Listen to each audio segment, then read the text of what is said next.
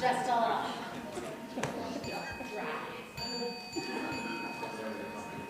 Okay. So I'll call to order the Committee of the Whole meeting for November the 19th. Looking to the agendas, are there changes to the agenda? Ms. DeSoto? Yes, thanks, Mayor Borrowman. I'd like to point out that item C2, the minutes of the October 22nd annual organizational meeting, should not be there. Committee of the Whole cannot approve those minutes, so we'll bring those back at the next regular meeting. Great, thanks. So with that, I'll move the agenda be approved as amended. Those in favor? Opposed? Motion's carried unanimously. We have one delegation here today, and welcome all. The Bow Valley Climate Action Group, submission to the Town of Canmore Committee of the Whole. Mr. Daniels, or who's speaking? Take the podium. Oh, there's a whack of you speaking, right? You each get 1 minute, right? The mic is yours. Wonderful.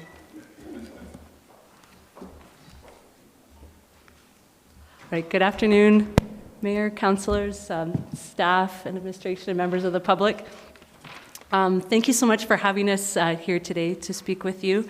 And although we are 3 members of Bow Valley Climate Action, we want to emphasize that there are many people part of our group, and even this presentation and the letter that was submitted is the work of many people together.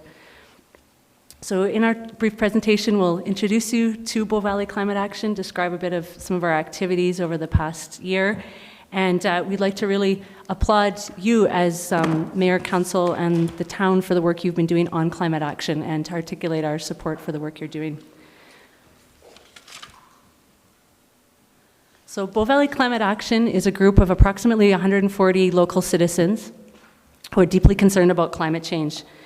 We believe that individual and collective action can make a difference in this incredible challenge that's facing us as humanity. And just to give you a bit of background, basically we began, about a year ago, we just began as a group of people meeting in individuals' homes. Came out of our concern in response to the 2018 UN Intergovernmental Panel on Climate Change report, and on the report that described 1.5 degrees Celsius of warming and what that would look like in the world. Some of you as councillors joined us in our early meetings to help us understand some of the actions that the town was already taking, and we appreciate the information we've been able to learn, and from also meeting with administration for the town as well. Our main goal is to galvanize citizen engagement in the Bow Valley and to promote civil citizen dialogue that spurs individual and collective action to reduce greenhouse gas emissions. And so far in this year, since we've been meeting and getting together, that has included a number of educational events, some of which you have attended. Mayor Borrowman has kindly participated in the event that was held in October. So we had a talk by Dr. Job Vipon from the Canadian Association of Physicians for the Environment in March. In October, we held a panel, Fighting Climate Change, Take Heart and Take Action. And just a couple of weeks ago, the group organized basically an educational event on electric vehicles and e-bikes to help disseminate information in the community around these technologies. And so all of these events to date have involved the support and the participation of many people, for which we're very grateful. We're grateful to the town for enabling us to use the Civic Center for a number of these events as a space to meet. And to staff with whom we've had an opportunity to meet to learn more about the town's activities around climate action to date. We're grateful to local newspapers who've helped us to raise awareness about the event, to the United Church, who have been helping us to provide a space for our meetings now that they're involving more people than can fit in one person's living room. And we're grateful to like-minded organizations and experts throughout the Bow Valley who have lent their expertise and their help to us as we've been organizing events. So one of our main messages today is that we would like to applaud the town of Canmore for the declaration of the climate emergency recently and the recognition of the serious challenge that climate change presents to humanity. We believe this declaration adds strength and urgency to the town's efforts through its climate action plan to reduce greenhouse gas emissions. And we recognize and appreciate that the town has set some very ambitious greenhouse gas targets, which we understand it will take a huge amount of collective action, both within the organization of the town, but really within our whole community to meet these goals. We understand that the goals, they still fall a bit short of what would be recommended by the IPCC in terms of meeting 1.5 degrees Celsius of warming, but we also acknowledge the context in which those goals were set, and we really admire and appreciate the town for setting those goals. And we urge you now to dedicate the resources necessary to start implementing the climate action plan. We appreciate that it's a signal to citizens, business, and industry that significant reductions in greenhouse gas emissions are required now and into the future as we move forward to tackle this challenge. We'd like to acknowledge that we understand that climate change is incredibly complex and responding to it is equally complex. We understand that achieving emissions reduction goals, while at the same time increasing our population and with an increase in tourism, is a very difficult thing.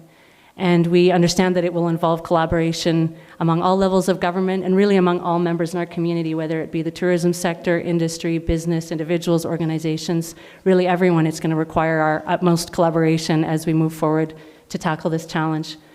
So we encourage you to keep these emissions reduction goals in mind and perhaps to use them as a lens through which you're making all of your other decisions, acknowledging that as decision makers, you're asked to make all kinds of decisions for our community to keep our community healthy, vibrant, and strong, and that this involves many different decisions, and there's many different things asking for your time and your attention and the budget of council, and we understand that. So we urge you to keep climate action as a lens through which you look through all other decisions, and that you do your best to dedicate adequate funding to the greenhouse gas emissions goals and activities that are described in the climate action plan. We'd like to emphasize that continuing to do things the way we've always done is not an option if we're to actually tackle this challenge. And as is stated in the recent UN Intergovernmental Panel on Climate Change report, that rapid, far-reaching, and unprecedented change is required across all of our society if we're to meet our goals. So I'm going to introduce now Richard Daniel is going to speak a bit. As our group, we have a couple of main focus areas we've been working on. One of them is energy efficiency in buildings, and the other transportation, to understanding that these are some of the biggest sources of greenhouse gas emissions in our community. And so now Richard will speak a bit about energy efficiency.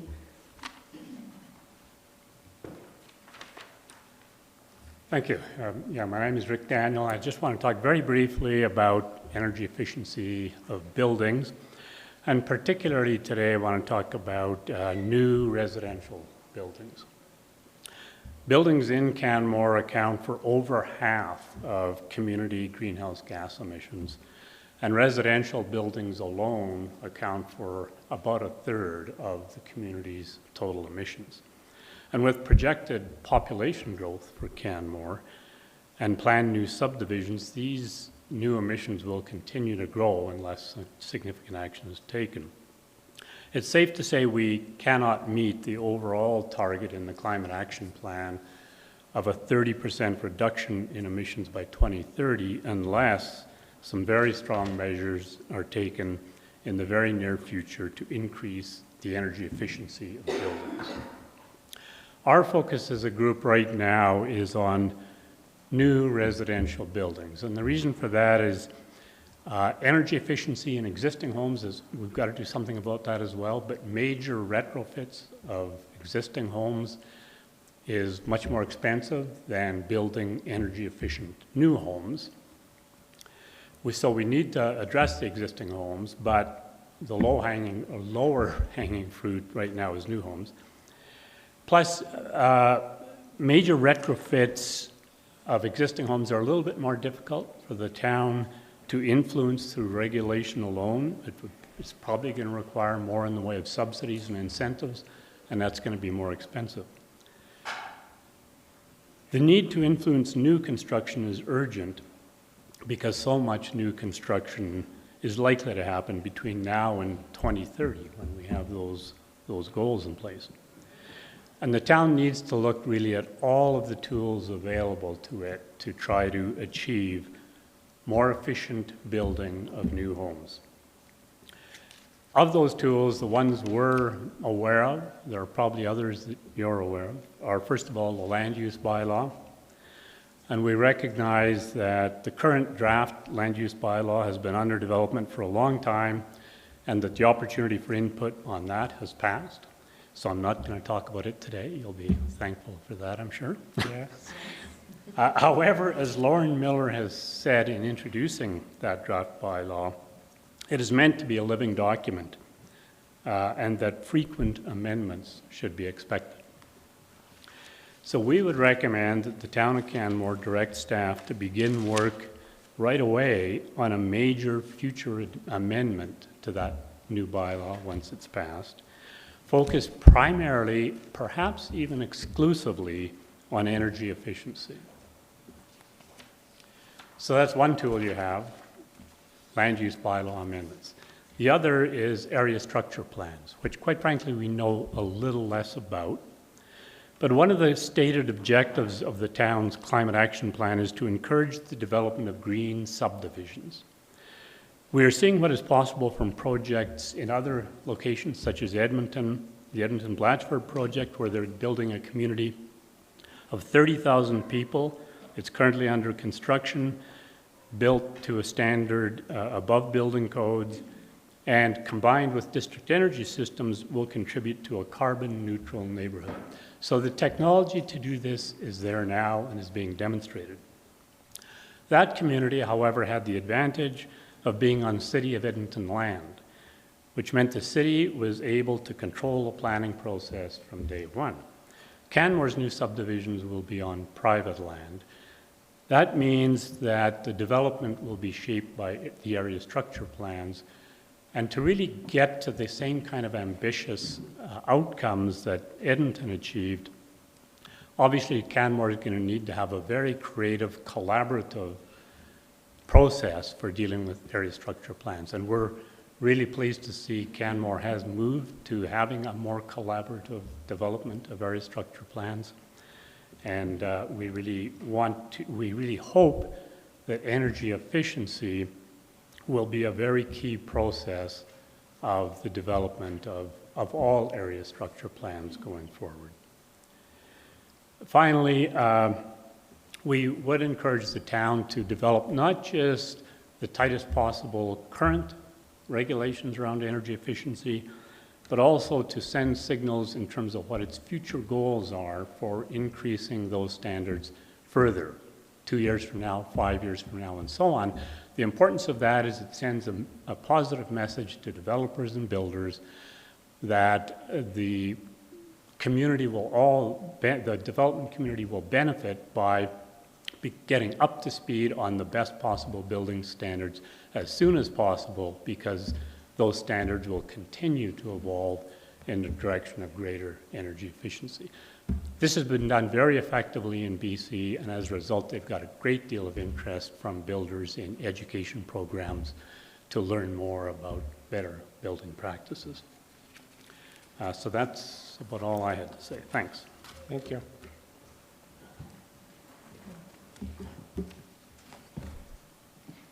I'll be quick because I can see we're running short on time. My name's Diana McGibbon, and I'm involved in the Transportation Working Group, which is the second major working group in the Bow Valley Climate Action Group.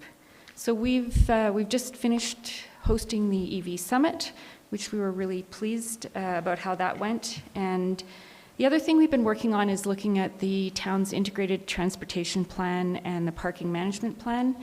And we recently sat down with administration to really get a better understanding of what the priorities are within those plans.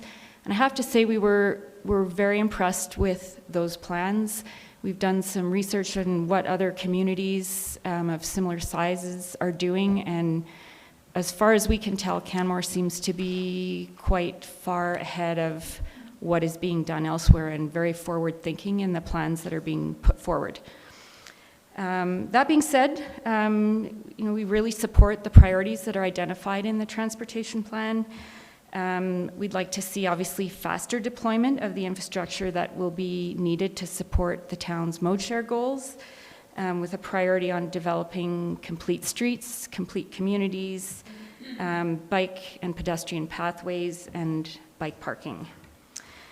We also think it's critically important that council support initiatives that result in enough ridership on Rome to make it, to have it achieve a critical mass of ridership.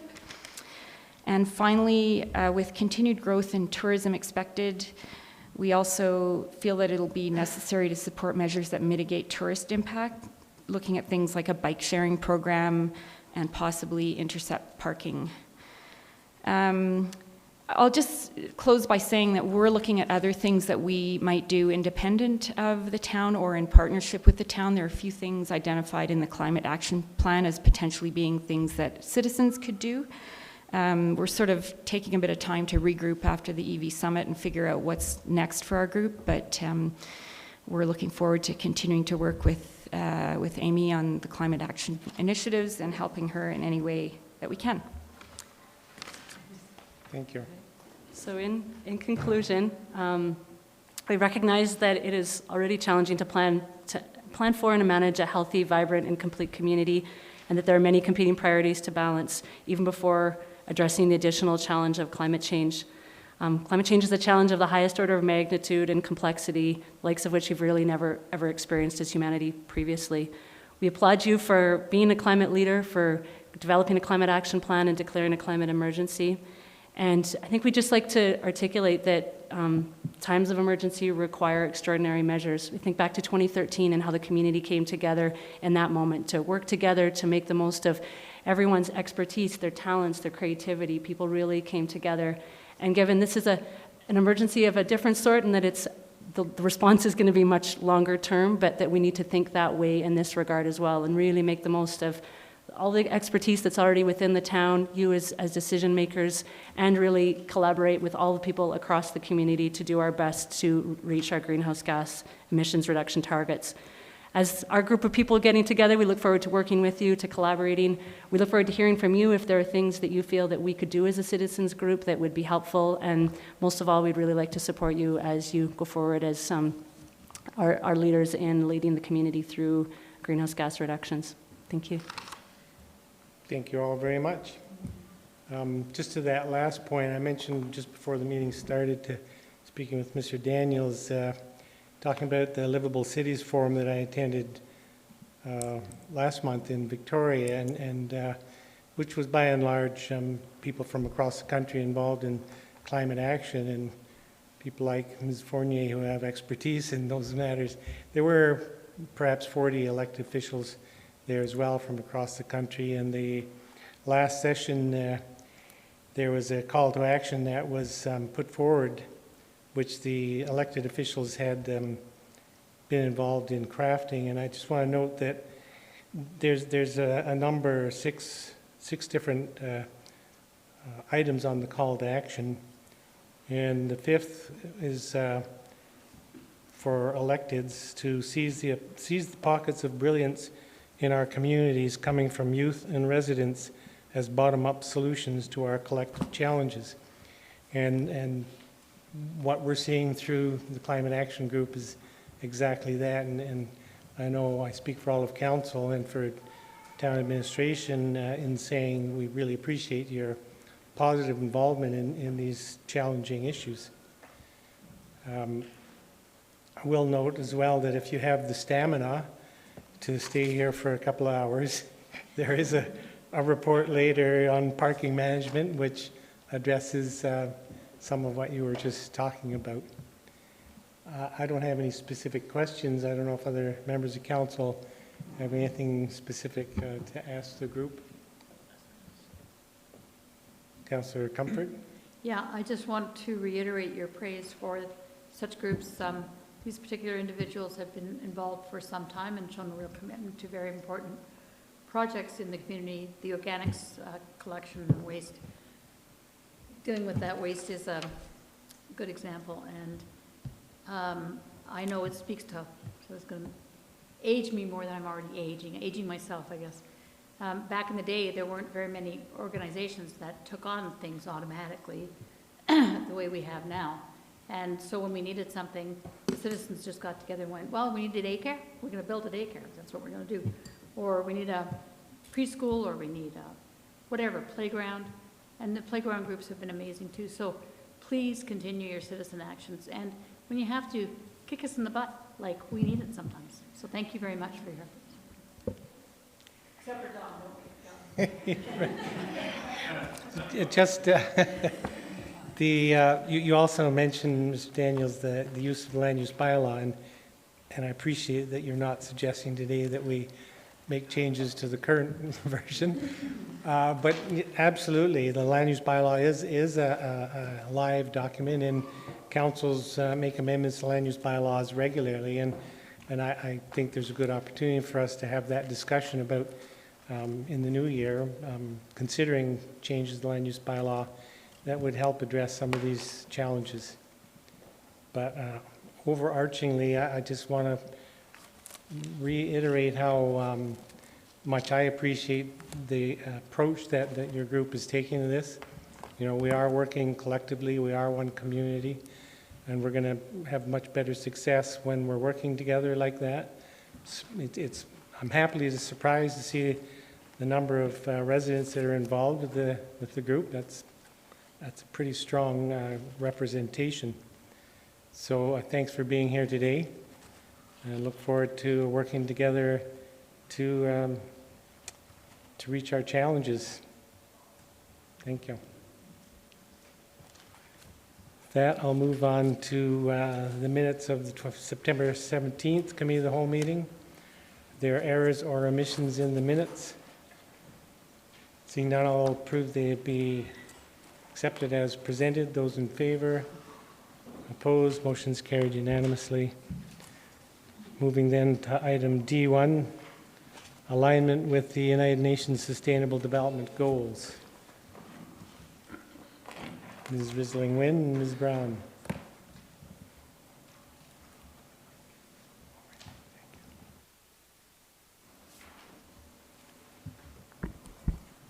Good afternoon, Mayor Bowerman, members of council. Myself and Ms. Brown are here this afternoon to share with you our staff report on the alignment of the UN Sustainable Development Goals with the work that the town of Canmore is doing. You may be aware that in September 2015, Canada, as well as the 192 other United Nations member states, adopted the 2030 Agenda for Sustainable Development, which included a commitment to work towards the 17 Sustainable Development Goals, or the SDGs as they're often referred to as. Now, broadly, the SDGs are a global call to action to end poverty, to protect the planet, to ensure that all people enjoy peace and prosperity by 2030. The SDGs are a very robust framework. They include 169 targets and 230 indicators, so a tremendous amount of work, and calling for action at a global, a national, and an even local level. So that's where the work of the town of Canmore and the community of Canmore comes in. They're universal, they're transformative, and they're rights-based. We're here to talk about the SDGs with you and explore how the town of Canmore can and has been incorporating them into our work. And this also builds on a workshop that a number of community members and administration and some members of council attended earlier in the spring by the Council for Economic Cooperation in Alberta. And so we just want to start with a very short video that the Global Cooperation Council actually made, and it really demonstrates how the SDGs are being worked on in the province.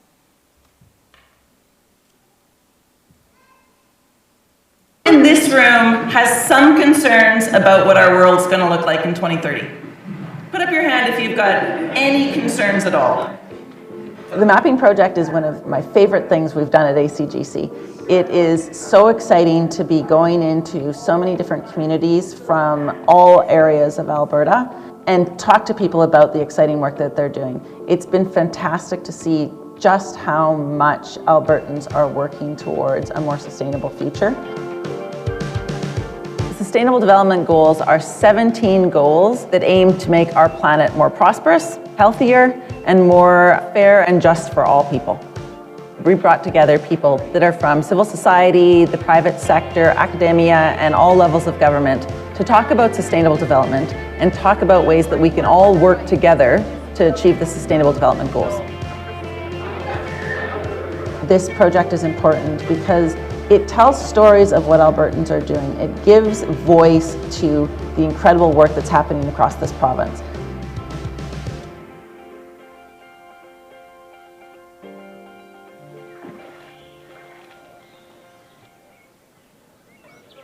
We believe in rights-based development, and so we see that the rights that we enjoy as Canadians living in this amazing country are the same rights that we would like everybody in the world to have. We work on everything from improved education, gender equality, water provision. We do nutrition projects, and it's been an amazing journey. We are working towards zero hunger. We're working towards people who are struggling to get by, to make sure that they have food in their pantry, that they can feed their children, and that they don't have to worry about that part in their lives. We're very lucky we live in Canada where healthcare is available to everybody. I come here quite often. I've seen this brother before to do presentation on HIV and AIDS. What I see is the best scenario is when people have adequate education of what's available so that they can access it, whether it's mental health, whether it's HIV, whether it's diabetes. Renewable energy is most often thought of as solar power, wind power, biofuels, and hydroelectricity. The work is increasing every year. All of our installation crew members are all electricians, so many of them came from the oil and gas industry. Renewable energy affects climate change in providing a lower carbon intensive form of generating electricity.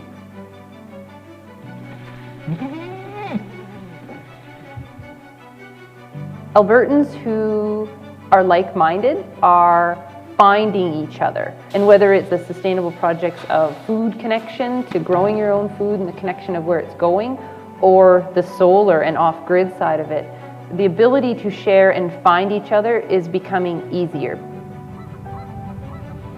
Over 80% of the species at risk that are found in Alberta occur in the Milk River watershed. And that's because we have large intact tracts of native grassland. If we don't have strong communities here to steward the land, we're going to lose what makes us special down here. And that's important for us to take into consideration the work that we do. Cost work is very driven by working to realize SDG 6 universal access to water and sanitation. But water is fundamental to all of our development goals. So I think at Cost we recognize that we're not just working towards SDG 6, but we're working towards poverty reduction, we're working towards gender equality, we're working towards access to education. All of the goals in some ways are linked to SDG 6. CIGC is the Center to End All Sexual Exploitation. What we're trying to do is make a difference in the lives of people who have been exploited. We have a family component here at the office where if they come to our door, we say, welcome sister. And if a boy comes, welcome brother, transgender, two-spirit, we will welcome anybody. It's a family mentality where you come here to get the support that you need and know that you're loved in the moment that you're here. Je travaille surtout en ce qui concerne les droits de la personne, le droit international humanitaire et le droit international pénal. Tout à l'heure, je crois que tous les objectifs de développement durable sont interreliés. Moi, il y en a deux, bien entendu, par le travail que je fais, qui me touchent plus spécifiquement. Donc, c'est l'accès à la justice et puis l'égalité des genres. C'est intrinsèquement relié, à mon avis, les droits de la personne et puis le développement durable. We are all working on the SDGs. We may not understand that our work is actually part of that framework, but so many organizations in Alberta are already doing the work that we need to be doing. And the idea that we have Albertans from every single corner, from almost every community you can think of, that are actually working on this work, I think is very, very exciting, and sharing those stories is a big part of this project. The process has been an amazing collective process of Albertans working in incredibly different sectors and trying to figure out how we can all work together. And that has been really inspiring because Albertans actually, we are good at working together.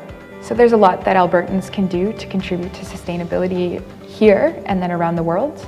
First, figuring out small places where you can take action and looking for opportunities to get involved. And then I think it's also about thinking about how your decisions can have a bigger impact.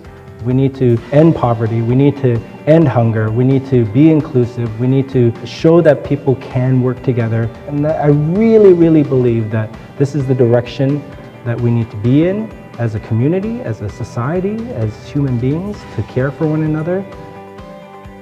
There seems to be more and more people that are interested in becoming more sustainable. And each of us's idea of what that sustainability is very different. Just worry about what you can do.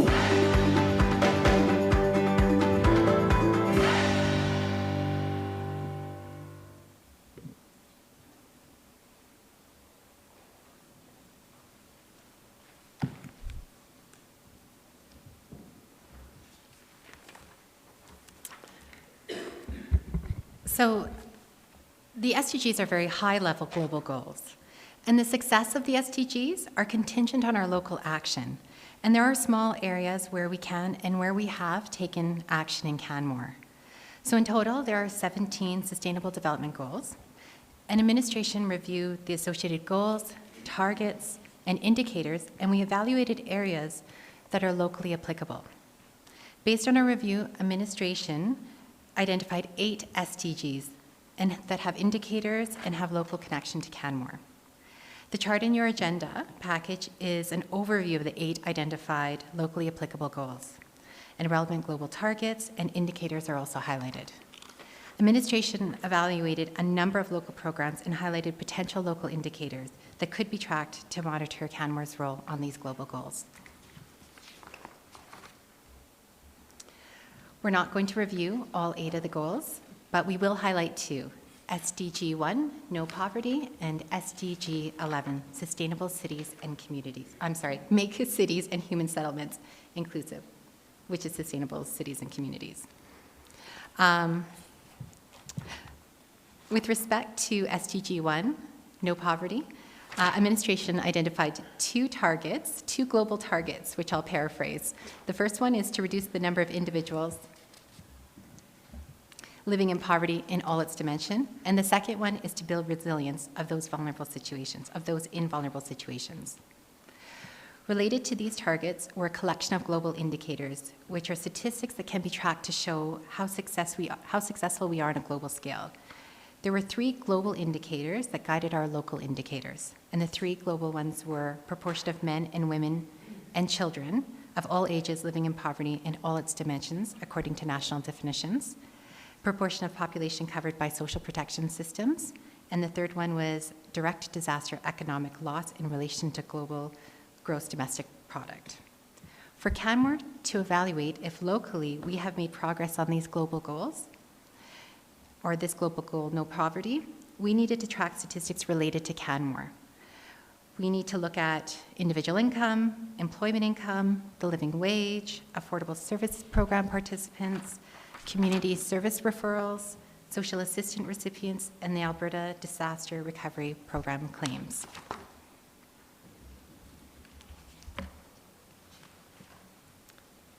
So SDG 11 is really a nice, almost a catch-all of a number of items that will make our settlements more inclusive, safe, resilient, and sustainable. The world, including Canmore in the future, is becoming more urbanized, and by 2030, it's expected that 60% of the world's population will live in cities. Therefore, it's important that our cities are inclusive, safe, resilient, and sustainable. So SDG 11 speaks to a number of things. It talks about affordable housing and basic services, sustainable transportation, access to safe, inclusive, green, and public spaces, and then also addressing climate change mitigation, adaptation, and emergency preparedness. Within the scope of the work that the town of Canmore is doing, there are a number of programs that we're working on that demonstrate our commitment to this SDG. So looking at rents, affordable rents within the community and affordable housing, looking at roam ridership and the number of people accessing the taxi pass program. We also have free local transit. We're making improvements to our transit system, and we have our integrated transportation plan. In terms of our green spaces, we are looking to provide areas that are safe and accessible. So those are our trails and our parks and our green spaces. And we do this through our municipal development plan, the downtown enhancement plan, and the open space and trails plan. And then finally, in terms of our climate mitigation and adaptation and emergency preparedness, the documents and policies that we have in place, such as the Canmore Emergency Management Plan, our Emergency Social Services Plan, our Climate Adaptation and Resilience Plan, and finally our Climate Action Plan, all speak to this, this piece of this particular goal.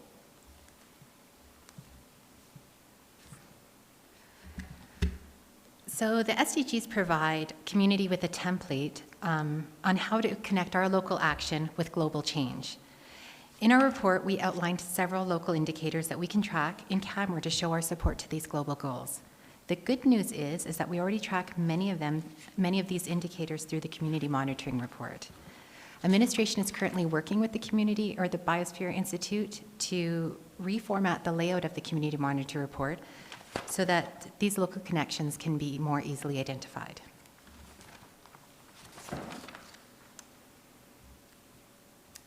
And the last piece of information and resource that we wanted to share with you is the Alberta SDG Network. And the SDG Network in Alberta is very robust. And if you want to dive deeper into this subject and stay current with what's happening throughout the province in terms of pursuing the SDGs, I would certainly encourage you to sign on to the Alberta SDG Network.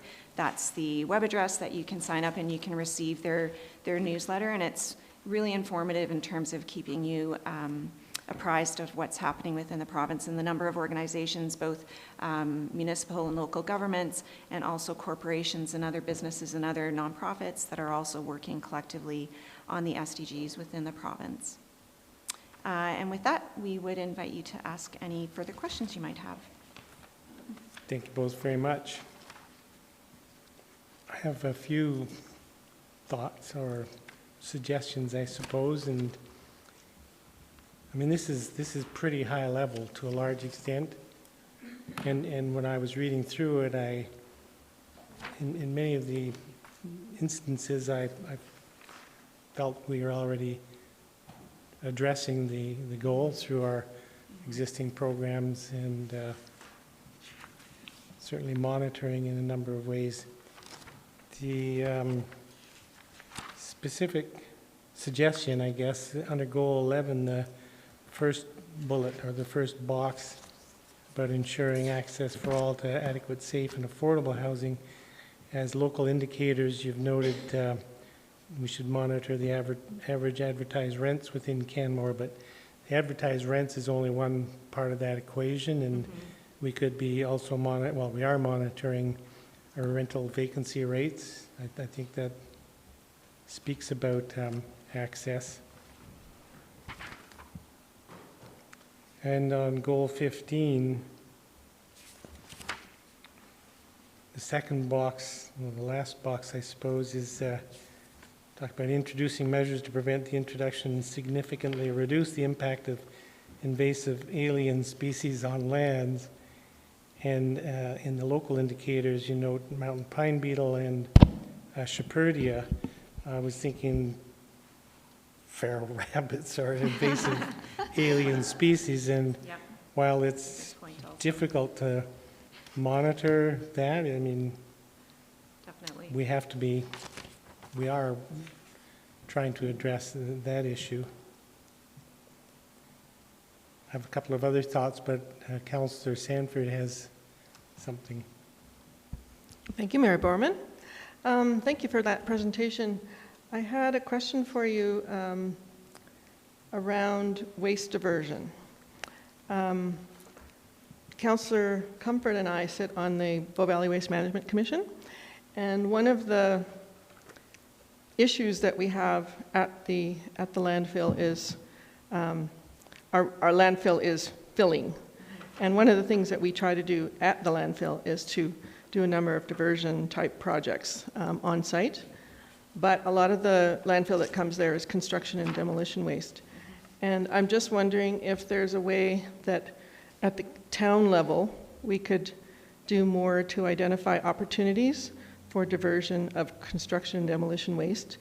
As we did with the renovation of the Canmore Rec Center, the town itself had a very stringent diversion project underway, and that works when you do it at the front end because you're able to streamline the waste diversion at that location. We don't see that being as successful in the commercial aspects of the town, but I'm wondering if the town could actually look into some aspect of that and maybe add planning and development as part of the agencies that could be looking at how we could increase that. So that's just a suggestion for the goal number 8, to add that component of it as well, so we can take a really good look at that. Yeah, so that issue certainly has come up, and it's something that we have talked with solid waste about and had conversations about it. And the solid waste management strategy had some short, medium, and long-term priorities, and the efforts currently being made around the food waste collection system and rolling out the commercial food waste collection system is sort of where the priority focus on the waste piece is at the moment. But the next, one of the next large pieces that we'd like to tackle is the construction, renovation, and demolition waste, recognizing that it is a huge part of the material that's going into Francis Cook. And so you accurately identified that it will take some collaboration between a number of different departments within the town of Canmore and also with our partners at the Waste Commission, as well as the staff at the landfill as well, because that tracking is all a part of it. So it's certainly something that's been highlighted as a need, and there is ongoing discussions, and hopefully once the commercial food waste collection program is rolled out and we've got some success under our belt with that, then we can move forward and start talking more seriously about CR&D waste. Good, thank you. Just have a question in regards to goal number 1, no poverty. It talks about reducing at least by half the proportion of men, women, and children of all ages living in poverty, etc. And under the Town of Canmore plans and policies, you note the living wage report. But I'm curious if, in my mind, living wage is far different from poverty. So do you think the living wage report actually monitors poverty in the sense that I think these goals were created? So our national definition of poverty is, it's actually starting to look at something like an MBM, which is what the living wage is based on. MBM? So market basket measurement, Okay. which is what the living wage is based on. So our national definition of poverty is going to be more aligning with the living wage. And the idea is that poverty in all its dimensions is when people aren't able to be social beings and members of their community. What we're looking at when we're looking at these indicators, it's not necessarily that we're falling behind in all these indicators. We're, with something like the living wage, I would argue it's very important for our community to keep monitoring. But it's more just that this is, if we want to say that we're moving any of these goals forward, we kind of need to at least know where we're starting from and then track it over time. And so it's more of just understanding where we're starting from and tracking that over time. Okay, thank you.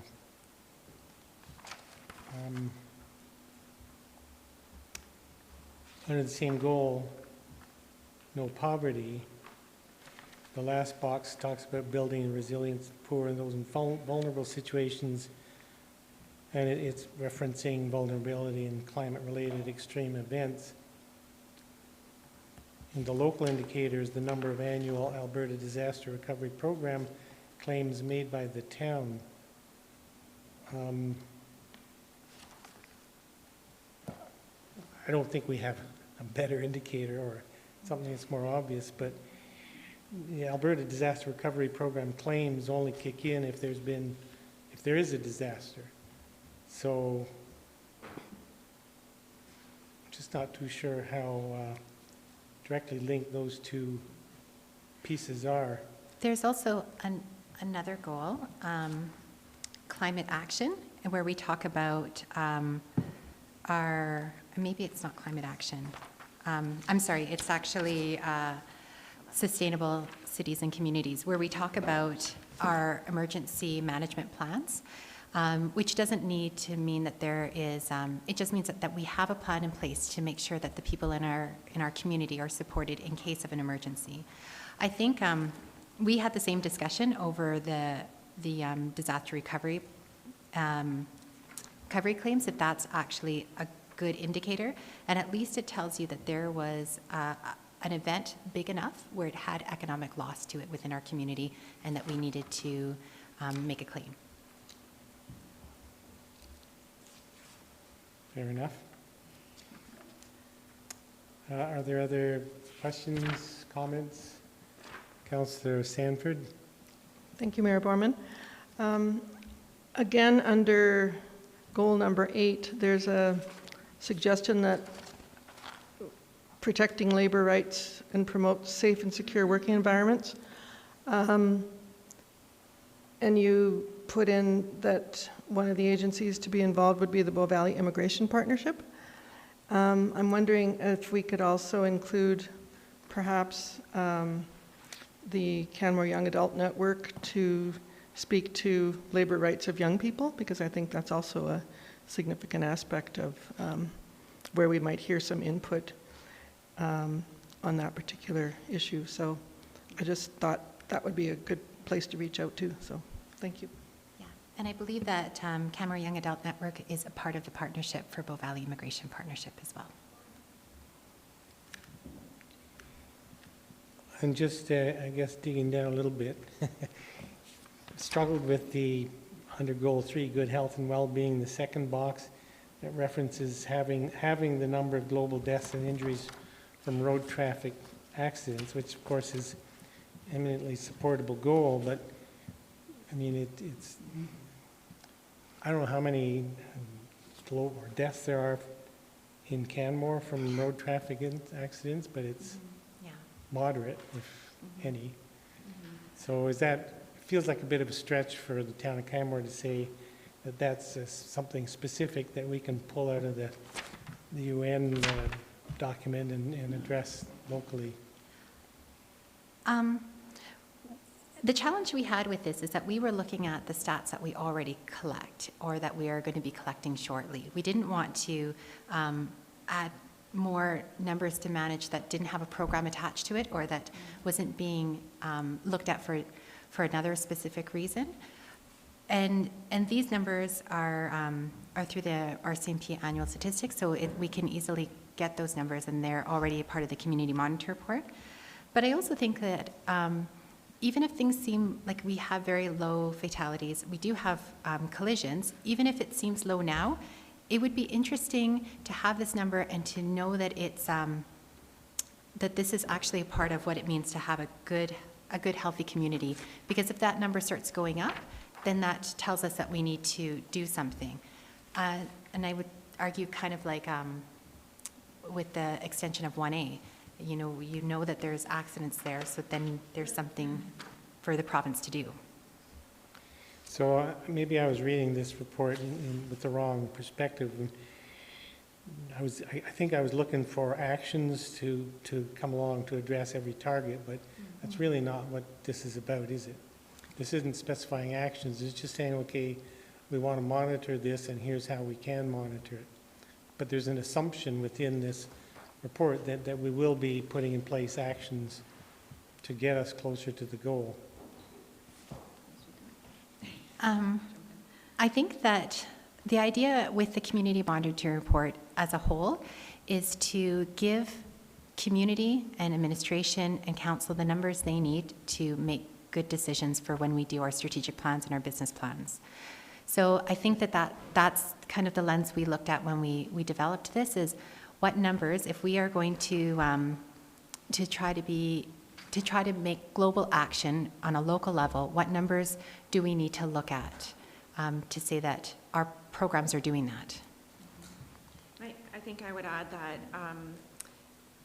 rightly so, our intent with doing this was not necessarily to start driving our programs and adding more necessarily actions or initiatives that aren't currently on our plate, but really to build the literacy around the SDGs with council and with the community, and identify the work that we are currently doing that is aligned, that we've already planned for in our business plan and our strategic plan, but not necessarily committing to do anything additional going forward, unless through opening up this conversation at some point in the future some major gap is identified, and in which case there would be a conversation about where it would fit in terms of business planning and strategic plan and work plans. So it was really to take a broad look at the work that we're already doing and how it can fit into and align with the SDGs.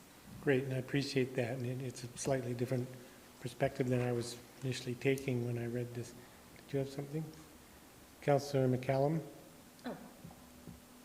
Did you finish what you were saying? I just came to a full stop. Okay, that's why I was like, whoa, did you finish your sentence? Okay, thank you. Got to pay attention. I was paying attention, clearly. This is a very fascinating report. Thank you for sharing this with us.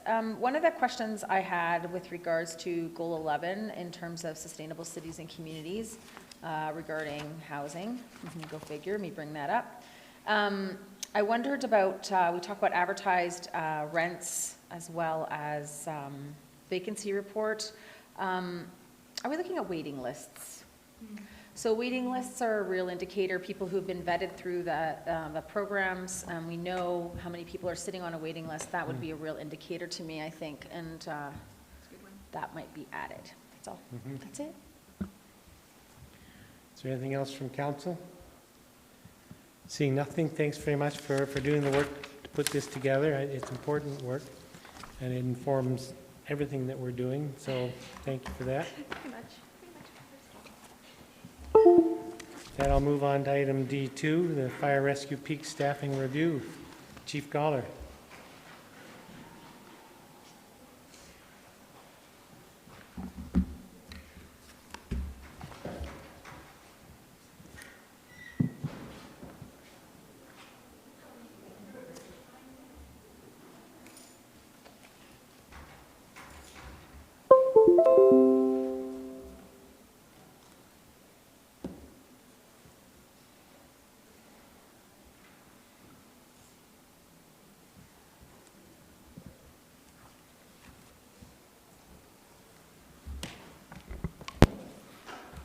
Good afternoon, Mayor and Council. Oh, that's a tough act to follow. That's some high conversation. That's really, really interesting. Just a very brief review, or as brief as you would like, of our peak staffing experience from 2019. I just brought up the report, and I thought we'd just clip the mountaintops and just have a brief discussion of it. I'm happy to provide any supporting documentation or research on it. So in 2018, Council approved the peak staffing strategy, which functionally adds 2 of our part-time firefighters to our existing 2 full-time firefighters in the station, meaning the truck can respond immediately to any events. The primary goals were to improve turnout times, reduce the workload of the paid responders during the summer months, and reduce the difficulty and frequency of responding to the fire hall by those folks during the high congestion times. So we concluded that review, and the overall feedback has been really, really positive. For 2019, we covered the day shifts only from June 20th to September 3rd. We were able to fill all those open shifts with our existing staff. That was partially due to a staff increase we did on our part-time side in the spring of 2019. We brought on 4 new casuals, and that combined enough staff that we were able to backfill those shifts and create the full-time 4 persons on a truck for the day shifts. Can I just interrupt? So we keep changing the way we talk about firefighters. So when you talk about part-time, is that paid on call or? Yes. Right. Yeah, I've sort of grouped our workforce into two general groups, the full-time and the part-time group. And within the part-time group, there's our paid responders. And there's also the group of firefighters that are eligible to work the shifts, the scheduled shifts as a full-timer.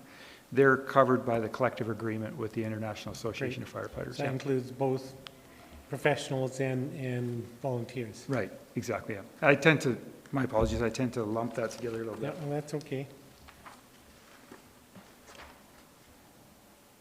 So overall, the feedback from all the staff on the exercise was really, really good.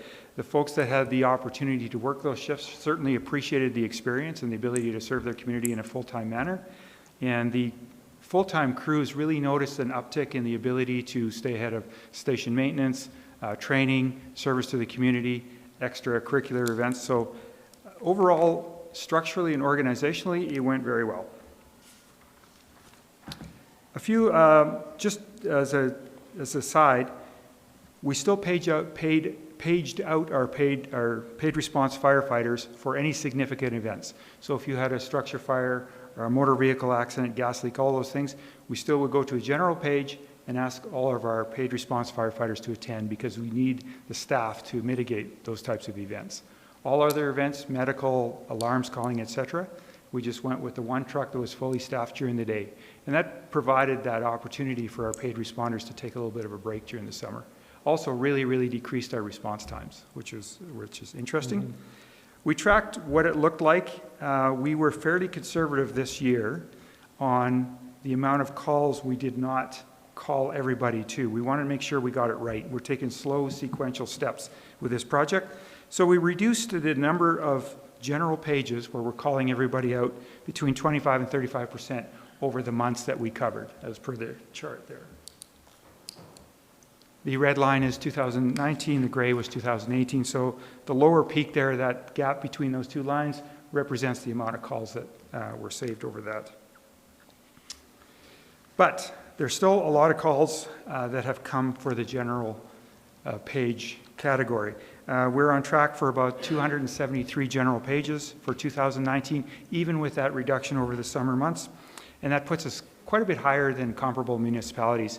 And we're really starting to see that stress load on our part-time, our paid response firefighters. Just a quick illustration of what that would look like. Sort of the red little star box would be roughly what our general pages for 2019 would have been without our peak staffing model. The 275 there is what we're anticipating we're going to finish the year with. So year over year, we're seeing the general pages increasing, and it's a direct correlation with the population of the town. So we're tracking the population year over year, the business starts, the residential starts, and they're just tracking very much in line with our calls for service. Some really positive and immediate impacts of this were a real reduction in the turnout and the response times. The turnout time refers to the time it takes for, once we've got the call, to activate the truck and get out the door. When you have 4 firefighters in the station, you can, my expectation is they leave within 90 seconds or less. That's an NFPA standard, a National Fire Protection Association standard, and an industry standard throughout the country, actually, throughout the continent, really. And we achieved those goals through our peak staffing model. We almost achieved our goals because, again, we're very cautiously adopting this program. It took the first couple of weeks, it took our staff a little bit of time to get used to what it takes to get out the door in 90 seconds. So we were hovering at around 120, 110 seconds, somewhere in that range. By the end of the summer, we were pretty much hitting that 90-second response time mark of the actual turnout of getting the truck out the door. And that's with the 4 firefighters on staff. What was an interesting outcome as well is with the 4 firefighters on the truck and ready to go, by the end of the summer, we were quite a bit below the 10-minute response sort of parameter for every call that we went at a 90th percentile. So it really proved what we instinctively thought would be the case if we had the 4 firefighters on that truck and they can leave within 90 seconds, we can touch just about our developed municipal boundary in 10 minutes or less at the 90th percentile. So that was I was curious to see how close we would get to that. Now, to be fair, it's a relatively small sample size. It was 2 months or so, and X amount of calls in there. But by the end of the summer, it was definitely hitting those marks.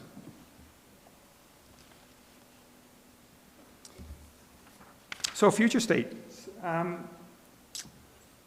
We anticipate with the 4 crew that we could reduce the general page outs by at least 65%. So we reduced them between 25 and 30% for 2019 because we were very cautious about which calls would go to a general page and which calls just the 4-person truck could. We didn't want to get the cart before the horse. We certainly learned that we still general page for a lot of calls that one truck could have managed. So I did a deep dive within the industry with comparables, with colleagues in the industry, looked at exactly the calls we went to, and we feel fairly comfortable that the general page outs could be reduced upwards of 65% or more. So with that, there would be a corresponding savings as well. So that was an interesting outcome of that. The ability of our paid response group to respond consistently in a timely manner is becoming a significant issue, just reading verbatim. We page out our part-time firefighters at a much higher rate than comparable communities, as illustrated by that graph there. And that continual reliance on the paid response is starting to contribute to some responder fatigue and the ability of just to be there. I've tracked it over a 2-year period now, and we are seeing a slow decline. And frankly, it's just that folks can't manage that with the rest of their lives. We're touching 300 calls a year, general pages. So if you could imagine carrying a pager, and every day of the year, I'm asking you once a day to show up at the fire hall. And that's very disruptive, as you can imagine. So we really feel we're getting to that point. Full kudos, I can't speak enough, highly enough, of our paid response firefighters, the fact that they're managing this workload right now, but we are starting to feel we're getting very close to that stress point of that. The graph really kind of illustrates the amount of general pages we are putting in compared to comparables. Just before you go on. Absolutely, Chief, sir. so I'm curious if you could expand a little bit on that graph or the information there, and I'm curious what it is that we're doing or what it is that the other communities aren't doing when it comes to general pages. I mean, that's quite a gulf. Yes, sir. That's a great question, and I'm happy to address it.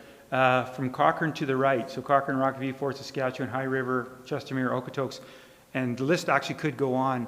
They all run with a 4-person fire truck.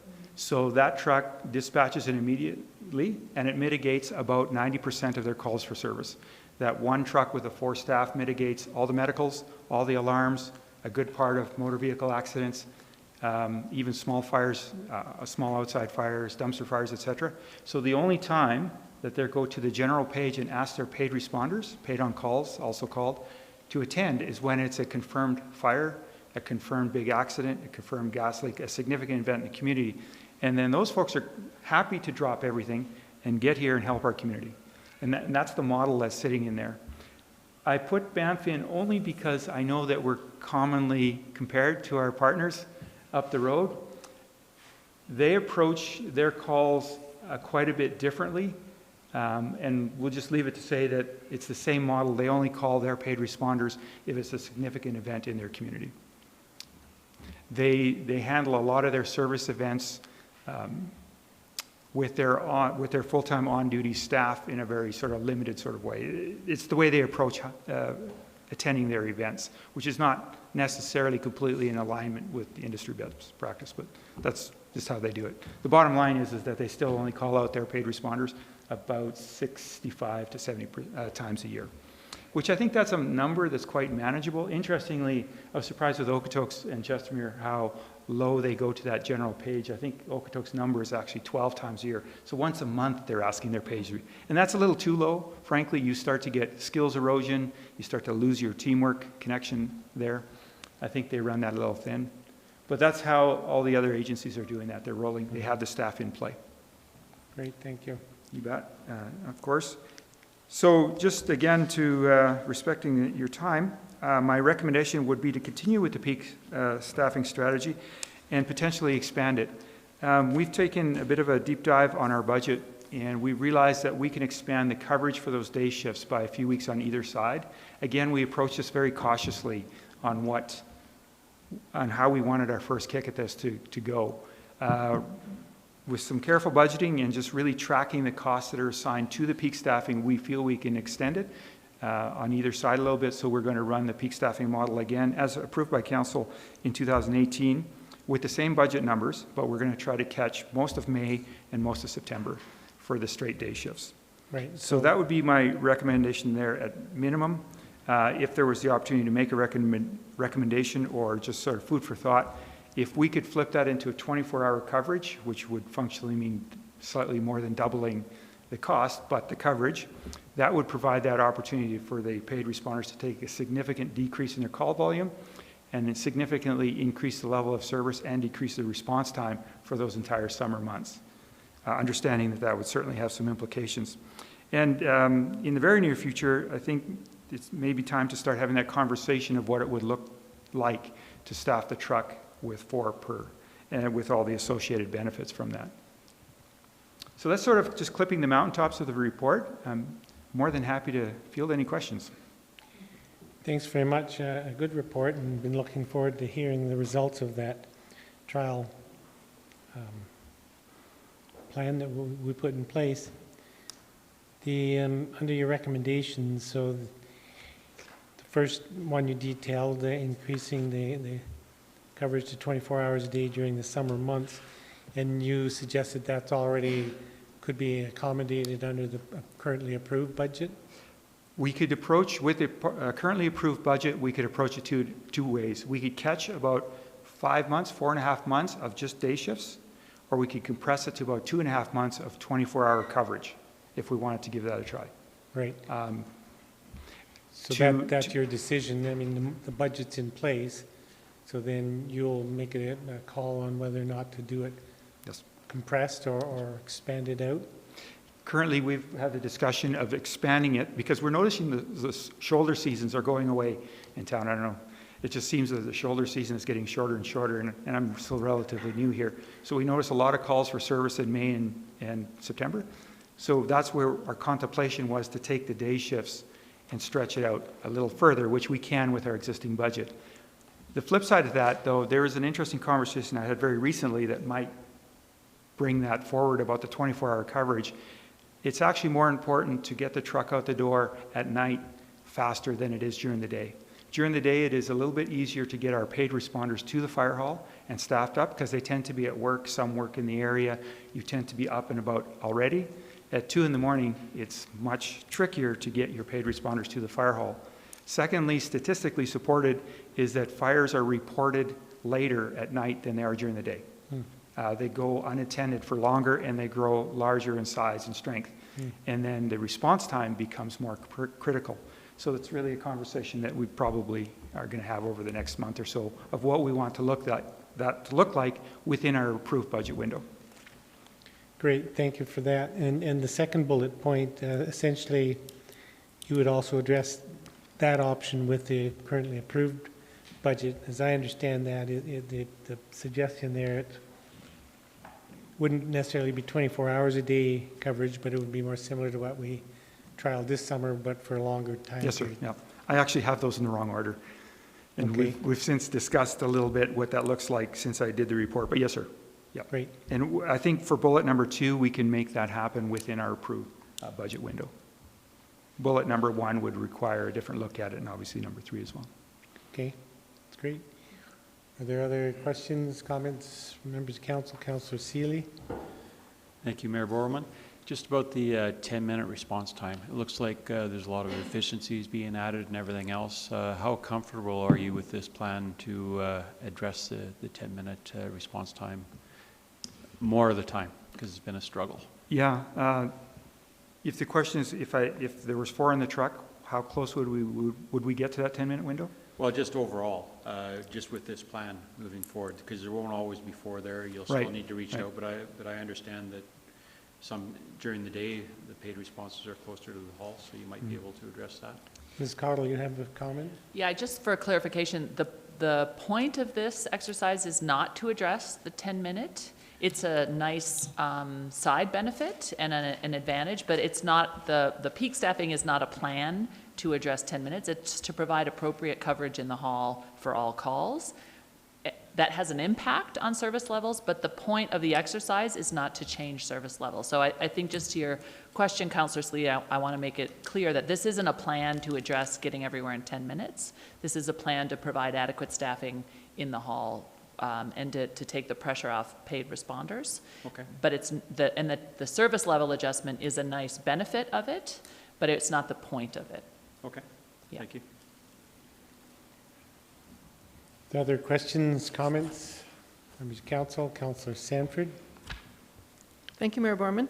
Thank you for your presentation. I'm wondering, when you have a paid response, the page, the 4 guys go out on the truck, or the 4 firefighters, sorry, go out on the truck, and then are they joined by the paid response team? How does that work? Yeah, great question, and it all depends. If we are in the peak staffing model where we have staffed the fire engine with 4 firefighters on it, they will, that 60-70% of the time, they will just go take care of the event just with the 4. We won't ask the paid responders to come. If the event looks like it's an incident where we need them to come, we go to general page. Those 4 firefighters have gone. The paid responders come to the fire hall, they staff the 2nd truck, 3rd truck, 4th truck, and away they go and they join them on scene. The whole rest of the year, or night shifts, it's just the 2 staff that are there. The call for service comes in, the page goes to all of our paid responders. Whoever can responds to the fire hall, they staff up the truck. As soon as they have 4 on that truck, so the 2 full-time and the 2 that have attended, the 1st truck goes. 2nd truck, as soon as it has 4 or more on it, it goes, etc. Okay. And so you have to assess when you actually need that paid response from the magnitude of the call? Right. That's a really important part of this trial, and there was good learnings for us on that, and that's why we feel we can refine in 2020. Our partners at Calgary Dispatch, Calgary 911, they're very good at triaging the calls, and all the other agencies that were on there are in that area already. So they have a very good idea what calls would have to go to a general page immediately without even a question, and which calls we just let that 1st truck decide on. And by far the majority of the time, the 1st truck, if they have the full staffing on it, will attend the scene, and they will make that judgment call based on the information they're getting from dispatch, from people on scene, and what they see when they get to the event. And then they just go on their radio and say, yes, we need everybody, and then the paid responders come in. So that triage piece takes a little bit of experience, and so 2019 really provided that experience. So we feel very confident that we can reduce our number of general pages quite a bit for 2020. And are you still getting fairly a lot of calls on EMS? Yeah, that's a great question. Sorry to interrupt, but yeah, that's an interesting side of it. We're very steady there. We're really consistent. I'll be reporting on that early next year. Our calls for service for medical calls, there's a slight uptick, but we're still under 50%. We're hovering around 47, 48%, depending what month, for the medical calls. So that is about half of our business, slightly less than half of our business. But it's not going through the roof. It's very steady. We're seeing a bit of an uptick on alarms and fires, actually, and just general calls of service, and that's a fairly direct correlation with the population base. Medical is still hovering around 50% of our calls. So do you have to do a general page for medical calls? No, we're able You're to covering manage a it. medical call with the 2 on-duty staff that are in place, you bet. So we roll the truck immediately, and that's another test of our turnout time. So for our medical calls, with the 2 that are in station right now, if we had a medical event, they would roll in under 90 seconds. That's my expectation of the team, and they're coming very close to hitting that. So you don't need the four available firefighters for those medical calls? Yeah, You just can do it use with the 2. 2 that are there for the medicals. Yeah. All right, thank you. My pleasure. Seeing no further questions or comments, thanks very much, Chief. That was good information. Look forward to seeing how your extended pilot rolls out in the next summer. Absolutely. Thank you very much, and I thank you very much for the approval to do it in 2020. I think it'll be that many more lessons learned, and it really does add to the supports for our paid responders, which I think is really important to try to look after those folks, and it does increase our service levels for the summer, so thank you very much. Excellent. Thank you. Now we'll move on to item D3, the verbal update on wildlife attractants. Mr. Burt? Good afternoon. No uniform today? No uniform today. Oh, darn.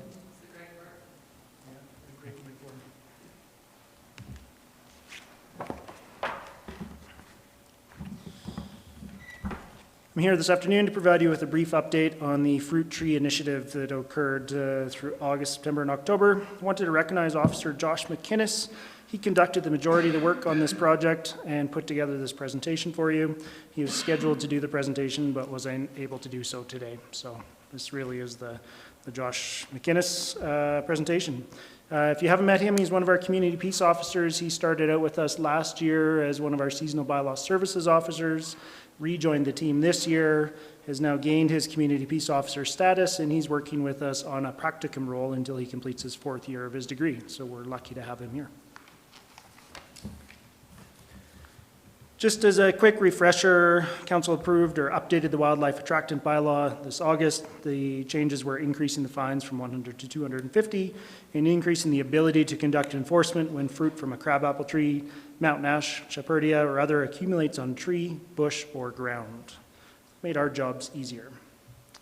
Number of calls, 24 calls were responded to. The main focus was on education over ticketing. Continue to sound like a broken record when I say that, but that's really where we're headed, seeking education prior to ticketing. So what we would do is we would receive a call, we would attend, we'd observe it, and we'd speak with either the occupant or try and track down the homeowner and tell them the importance of removing the fruit from the tree. The vast majority of time, property owners were extremely receptive to removing the fruit from the tree. They understood what was happening, they accepted it, and it was a mixture between removing fruit from the tree or completely removing the tree completely. If the occupant or the landowner only removed the fruit from the tree, what we told them was that we were flagging their property and we'd keep it on a list so that we'd go back and track it next year. So of the 24 calls that we responded to or investigated, only 2 tickets were issued. And what led to the need for a ticket there? Yeah, great question. Can't get into too many details, but from a high level, either a previous warning or a reoccurrence of a black bear in the property after our first visit with the property owner. Great. Yeah, so the vast majority of let's flip to the next one here, but yeah, the vast majority of the calls that we responded to were either in Larch, downtown, or in South Canmore. I think you're all familiar with that. There were a couple of black bears that were hanging around that were quite enjoying themselves in some of the fruit trees and cherry trees, etc. Of interest, some of so this map shows our priority zones. This was created by Alberta Environment and Parks. It was based on the 2018 bear activity. This was created for the fruit tree replacement program. And Officer McInnes would use this map also to base the amount of time, roughly base the amount of time property owners would get to remove the fruit. So in a priority 1 zone, so Three Sisters, homesteads, etc., he'd provide them less time than a priority 2 zone, but that also shifted based on the activity of the bears in the community. We did respond to a number of calls in Larch, and you'll see that that's not actually within one of the priority zones. So it's a bit of a moving target and a bit of a fluid map, but just wanted to highlight that for you. We received a call from Alberta Parks last year asking if we could follow up and what sort of enforcement we could do. Unfortunately, due to staffing resources, we weren't able to provide as much support as we wanted. Again, with having Officer McInnes here, gave him a task, he ran with it, he took it on, he did a fantastic job. Our relationships with Alberta Parks increased, and I would say that came as a result of a number of things. 1, responding to calls with conservation officers, Fish and Wildlife, and enhanced relationships with the RCMP. We debriefed after a few calls, really clarifying roles, responsibilities, where did they want us, how could we support them. And then it transitioned into receiving dispatch reports of bears being attracted to fruit in trees or bears in trees. So the call generally goes into the 591-7755, the Kananaskis dispatch or KES dispatch, and then Alberta Parks, one of the staff there would send those reports back to us, so we go up after and follow up with that. So I think I understood in one of the reports I read in regards to the new provincial budget that the funding for Alberta Parks and Fish and Wildlife has been reduced. Is that something that... I can't speak to the funding from Alberta Parks. Unfortunately, I didn't follow that one as close as you did. But unless anyone else has an answer. No, I guess we'll find out more next year when there's reduced provincial staff helping us address these issues. And it's kind of unique, right? Because we have fish and wildlife officers and we have conservation officers, different ministries, different jurisdictions, different land bases. So it's always a little bit confusing to say, but what I would say from a relationship standpoint, officers do officers, definitely enhanced throughout the summer, which is really important in my opinion. Well, I know part of the frustration in the public has been the fact that you call the number and you get somebody in far away who says, well, we don't have anybody to help you, so you're on your own. I have heard similar frustration, and I was tasked by yourselves to come back to you in late 2020 about looking into whether we should look into an additional officer in the bylaw services team to really help out with wildlife attractants, wildlife calls, etc. What I can say is, looking through downtown and being in uniform quite a bit this year and being out with staff, there are a lot of fruit trees in this town. And when you're not looking for them, you're really not looking for them. When you start looking for them, they're there. So this one, I can't remember what the official name was. I can't give the address, but it's fairly easy to figure out. Called it the Big Apple Tree. There was hundreds and hundreds of apples on this tree. So we identified this. We worked with the property owner. Property owner lived out of town. They had a caretaker. The caretaker worked on dealing with the apples, removing them, ensuring that they were disposed of properly in the organics bin, etc. But if you look at this, I mean, that's a better one. Jesus. All that red, those are apples. That's what it looked like a couple weeks later. So again, just jumping back. Family property, family tree planted several years ago, and a bear actually was attracted to that tree. So no ticket issued, working with property owners. The bear got into that tree, yeah. Councillor McCallum? So this was kind of a fun photo that Officer McInnes found while on patrol. The bylaw speaks to dangerous wildlife, of which elk are not, but elk enjoy eating apples in the tree as well. So Officer McInnes worked with this property owner, and they made a decision to remove the tree a couple weeks later.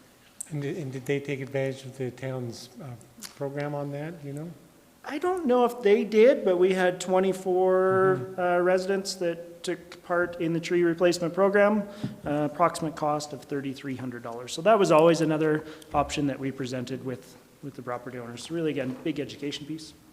What have I seen? What did Officer McInnes see and what did I see when I was out there?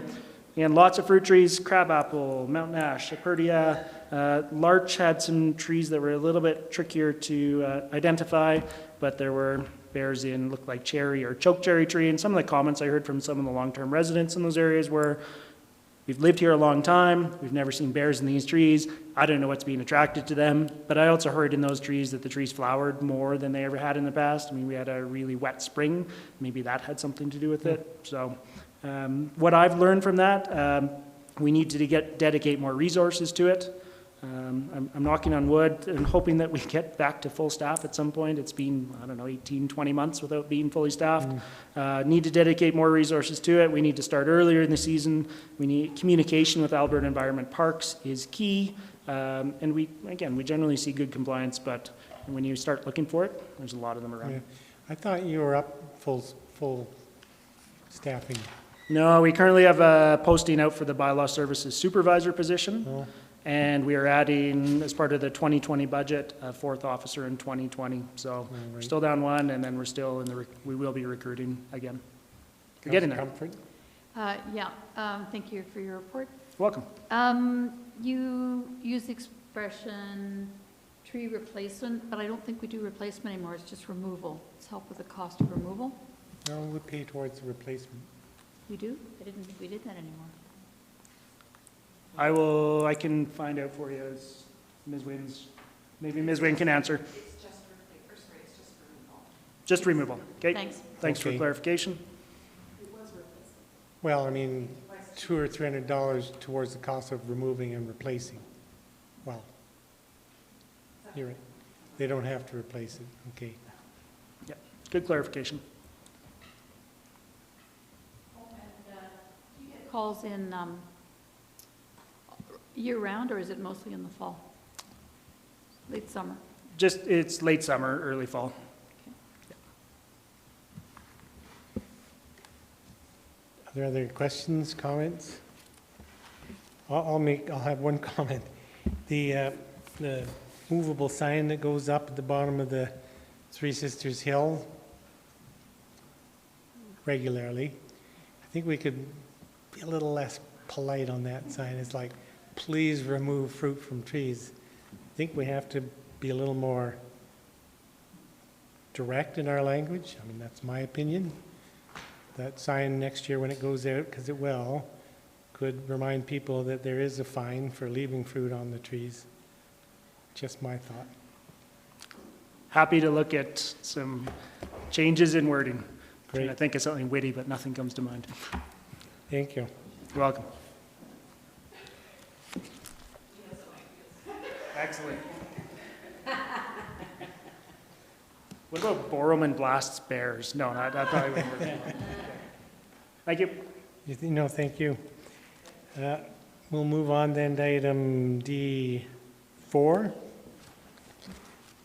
the engineering design and construction guidelines update.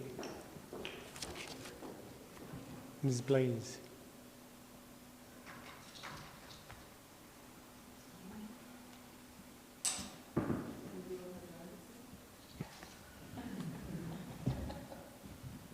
Someone forgot their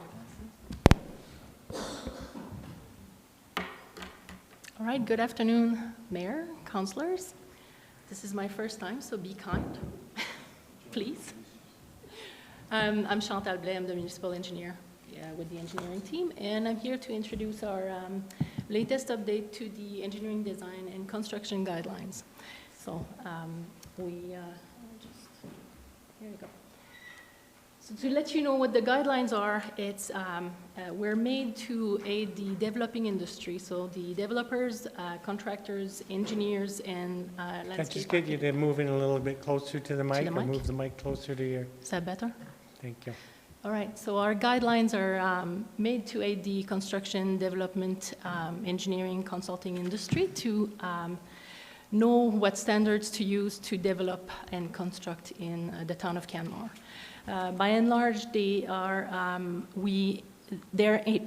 they aim to give guidelines for the town-owned land and operated or maintained by the town.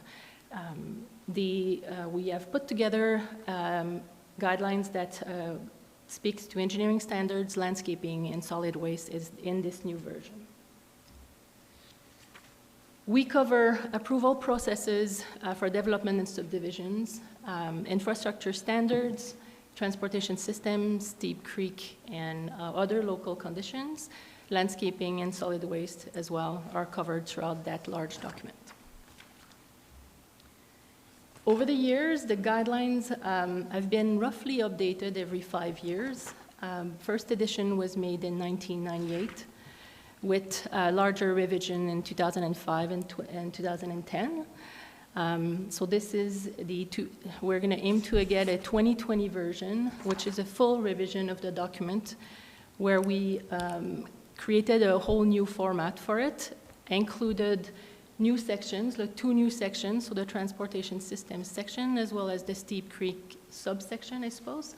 And we've also included 2 previously standalone documents that were the landscaping design guidelines, as well as the solid waste guideline, to complete the whole document. Why now? Because it's been it's been about 10 years. There's been a number of events, such as the flood and other documents. So we've got a new UMP that was created that from 2016. And then we have the ITP and the parking management plans that have also been adopted in 2018. So there's a number of changes that have happened, and I felt it was time to do a big update. How did we go about this? So we started by creating, so we did a bit of research in terms of what are the municipalities are using in terms of guidelines and how they structure their documents. So we created a new format with the aid of a technical writer. And then I've got 6 different authors that have been looking at different sections of the document. So they're technical experts in those sections, such as Blair Birch would be for water systems. And so they looked at the document and made revisions, edits, based on currently what we're looking at. And we also had the write-up of Section 7 and 9.3. We then circulated this to BODA, our partner in the development industry. So BODA had a first revision of, so at first they got, BODA got different section as the different section were ready. They did the review, they provided comments, and then we, for each of those sections specific to the topic, we made workshops with experts from BODA and then our authors for those sections. Based on, this is a process that was quite collaborative with BODA involved all the way throughout. We started about 1.5 years ago. Following those workshops, the authors went back and incorporated comments and based on the discussions we've had with BODA. There was another circulation once that was completed of the whole document when it was finally put all together. And we also at that time circulated it to internal stakeholders. So the planning department, parks and streets and roads were the main contributors from the different departments in the town, reviewing a number of sections, as well as Laurie helped out with the Wild Smart aspect of the document.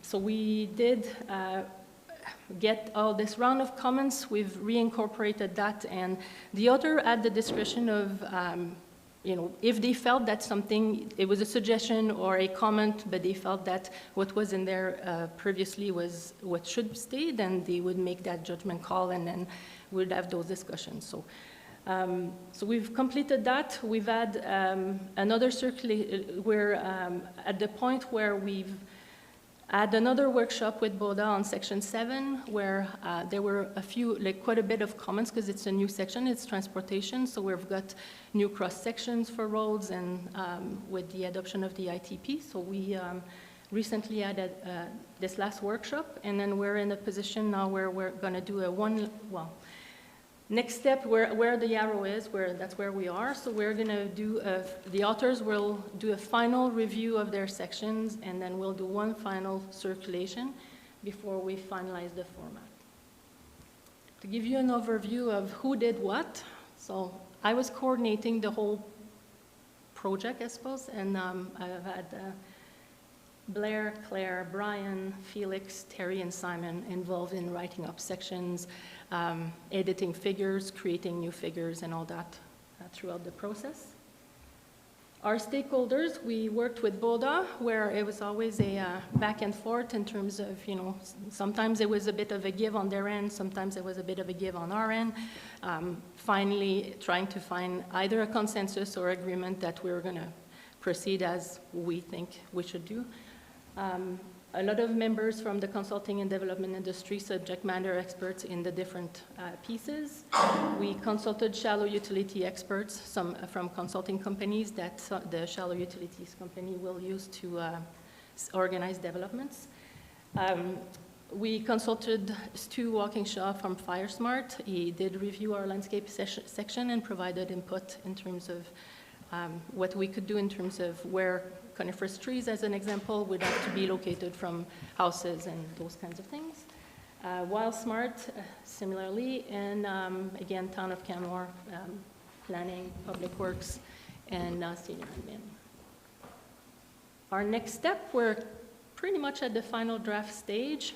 One more circulation, and then we'd like to come back in early 2020 to, for adoption of the document as this in a shape as latest edition.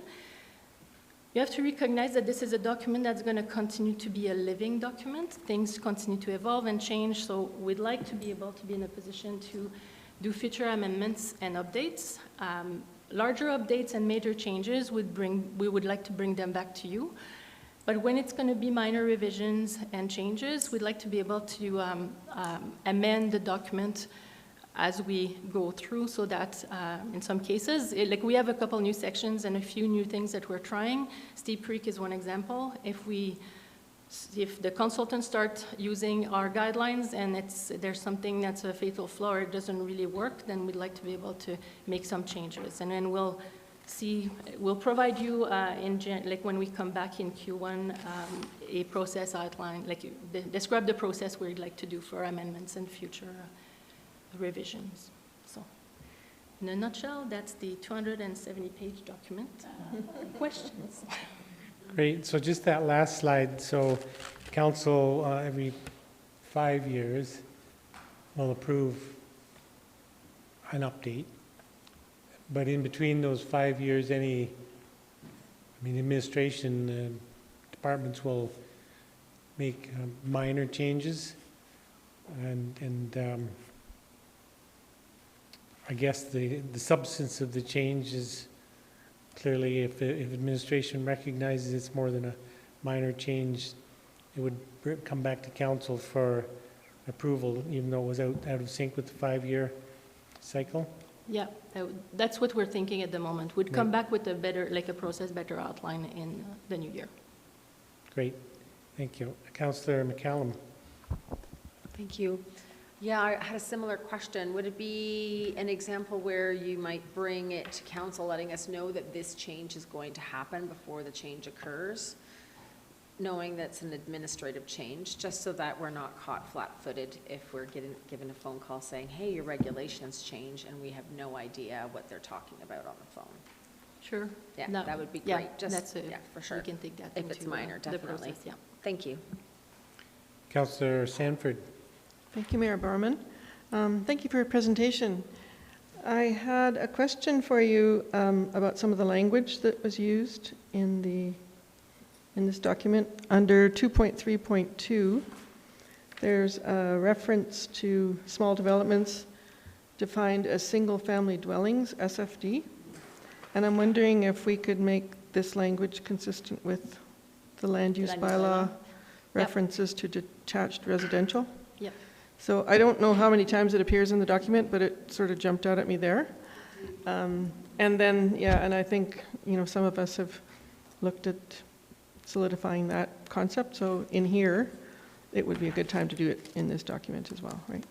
Yes, no, that's true. Yeah, there's a few things that we need to cross-check with the land use bylaw as it was evolving at the same time. So we're, in our final review, we'll look into those. And I really appreciate the work done on the landscaping requirements, because I think it's quite significant that we state that there are some prohibited plantings for the community.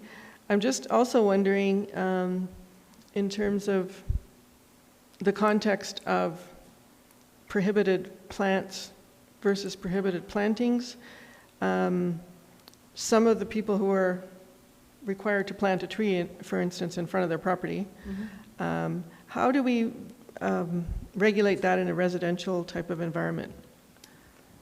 The guideline, at the moment, what I understand from talking with my colleagues in planning is that, those guidelines apply for town-owned and operated land. So all the MRs, the ARs, and the road right-of-ways. When it's on private land, we don't have as big of a stick, is what I understand. And these guidelines the plant list and all that could be good suggestions for the private properties, but this is definitely something we're using when we do subdivisions, as an example, when we get a piece of MR or anything that's going to be in the road right-of-way.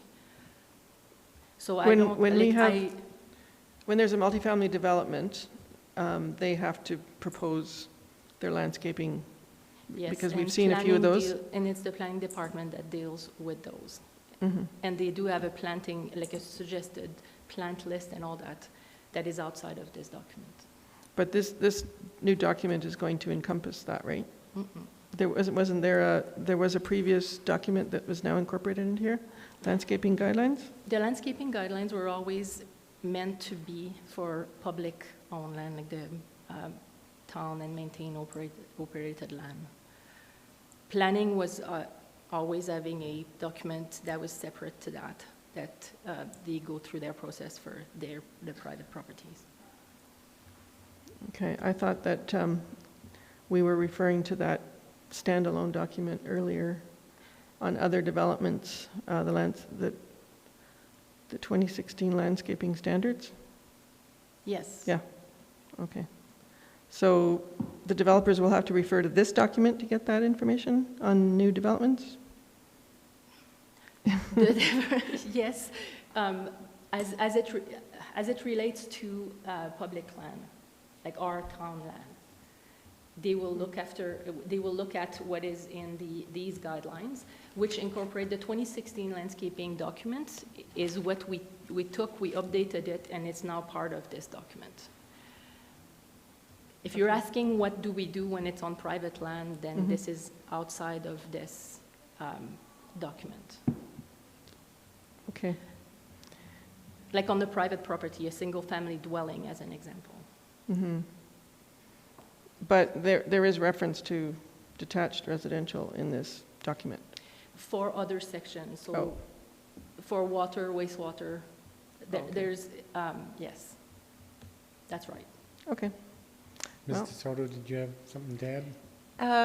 Well, I believe the clarity you're looking for is around multifamily dwellings. So we have never had any control over plantings and landscaping standards for single-family lots. And we don't have any control over what happens on private property around plantings and landscaping once it's in the hands of the private property owner, right? So other than the development process. And so the other legislation or tools that we have at our disposal is some of what Mr. Burt was just talking about in something like a wildlife attractants bylaw, and that can apply to private property. But as far as the species that you can plant, we haven't prohibited species through this bylaw on private property is what I'm... Well, this document prohibits, like speaks to a list of prohibited plant and trees for town... For town-owned, yeah, yes. For our land only. Yeah. And that's clear in the introduction, that it applies to the standards and amenities owned or maintained by the town of Canmore. So that's what this document is referring to. We can provide clarity for you, Councillor Sanford, on the other aspects of private property development, perhaps when we come back in the new year. Okay. I just thought that this was applicable to, like, when we did the Northview REIT, they had to put in their landscaping plan for that overall property. Yes, and that's as part of the planning process. They do that. Okay. Because planning the land use bylaw was specifying a number of trees, or that process is part of the planning process. But as part of the engineering piece, or this is, yeah, I can understand it could be a bit confusing, but that's a blend between planning and engineering, I suppose. Okay. All right. Well, thank you. Other questions or comments from members of council? You suggested it'll be coming back in Q1 next year, and that's about as accurate as a guesstimate as we have right now. Yes, I'm hoping for January, but I've got a few, like with one more circulation. Sure. I just want to make sure that I've got a time frame that's a bit a buffer. That's great. Thanks very much for your report. Thank you. What time is it? Right on break time, is it? Okay, at this moment I'll call a short break. I won't go by that clock, but we'll resume the meeting in 10 minutes. Yeah, well, the mayor's saying 10. Mayor Sig? Gladys says something different.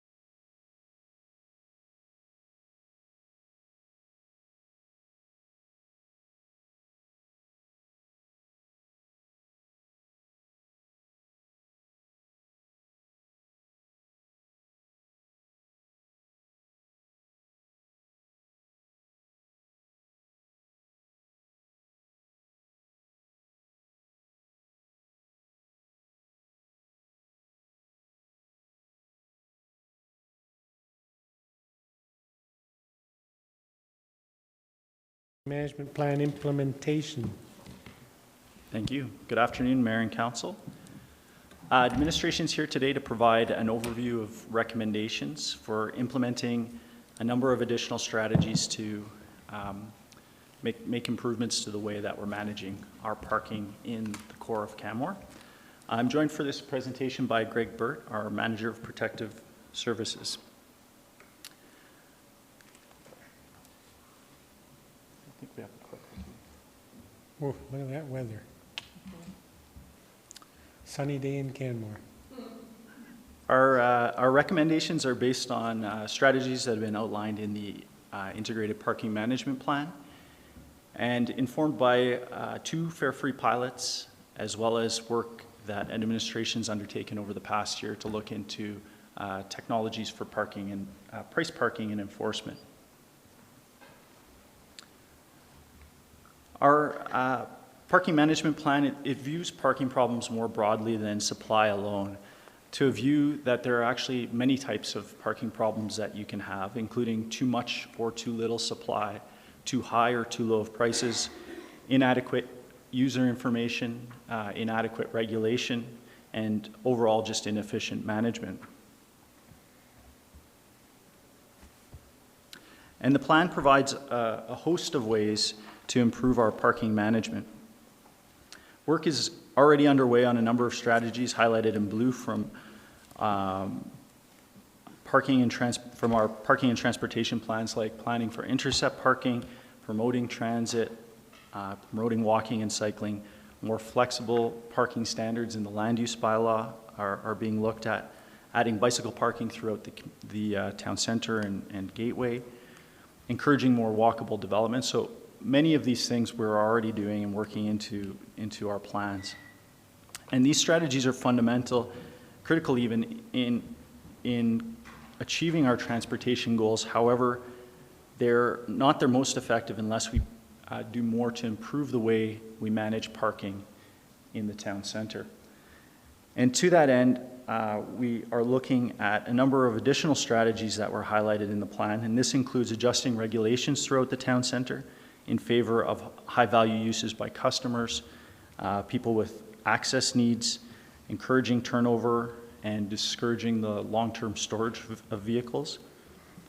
The plan includes encouraging alternative transportation modes through incentivizing transit use, pricing parking to charge motorists directly for their use of parking facilities, and using improved technologies for ease of payment, and that provide options for variable pricing. And that's about ensuring that we charge the lowest cost to ensure that we're hitting utilization targets. We want improved user information and marketing information to improve that customer experience, and to improve enforcement to make it fair, considerate, and efficient.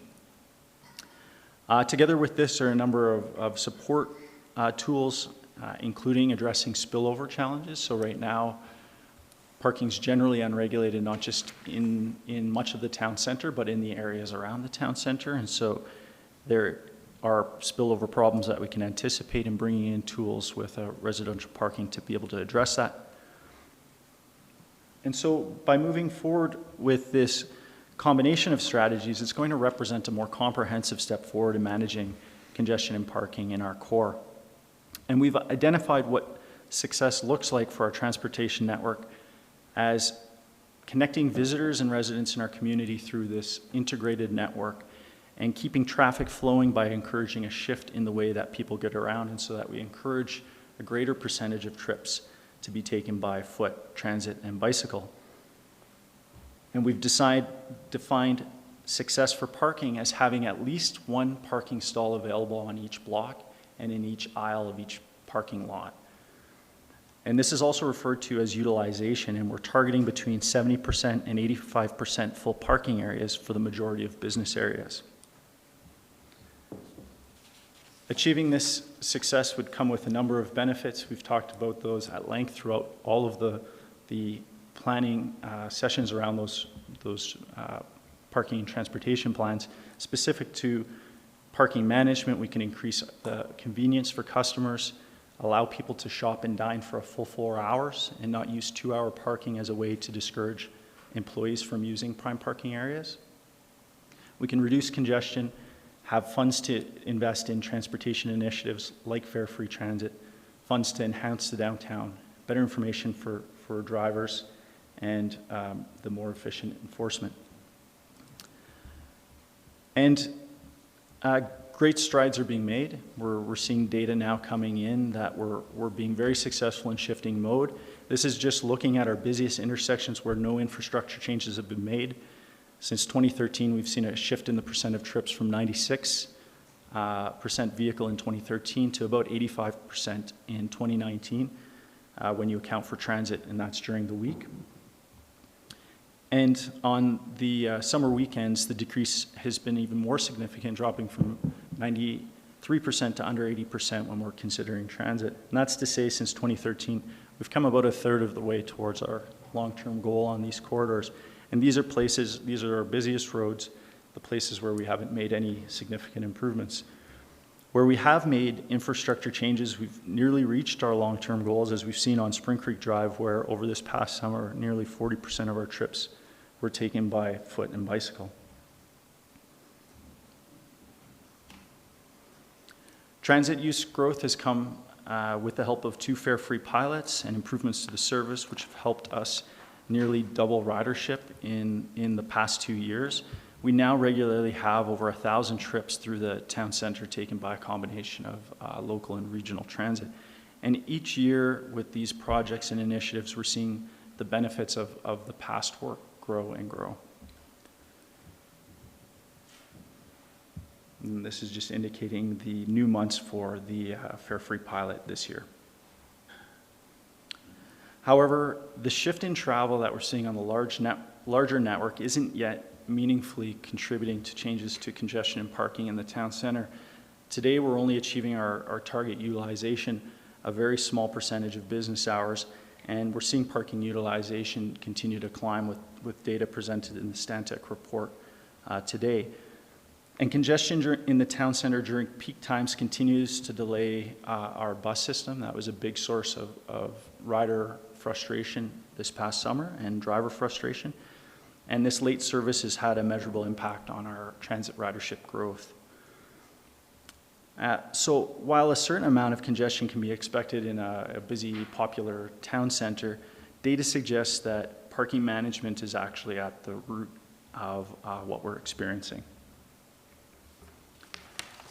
If we want to tackle congestion in the summer, we need to limit the number of cars driving around looking for parking. Cruising for parking can cause a huge mess in busy areas at busy time when parking isn't well managed. And studies have found that on average, about a third of cars in a busy downtown are caused by people cruising around looking. This goes back to 1927, I see. Yes, we're not dealing with anything new. So we were studying horse and buggy back then, I see. The streets were full of them. It was an emergency. The range is up to 74% of traffic in some areas, and the highest is where curb parking is underpriced and overcrowded, and that's to say places like Canmore. On average in these areas, people spend 8.1 minutes looking for a spot, and so this is an enormous source of unnecessary traffic. And what does that experience mean for customers and residents? Well, the only thing worse than paying for parking is not being able to find a spot, and that shows up in surveys. One with 30,000 customers in a study last year. Their findings reflected that convenience is top of mind for their customers, and price is important, but it's a secondary consideration. And rather than discouraging visitation, pricing and regulating parking, if done well, can actually lend themselves to revitalizing business areas and making for vibrant business areas. The parking plan that we have actually links to a lot of research in that area, and a number of the conclusions are shown here. But the key point is people want parking to be available in the locations where they're looking. They want that to be convenient, and if you can charge for parking, that provides a revenue source for you to be able to reinvest into the product that you're providing, which is our public space and our town center and our businesses. And you can reinvest into transportation to get people there, to give people options.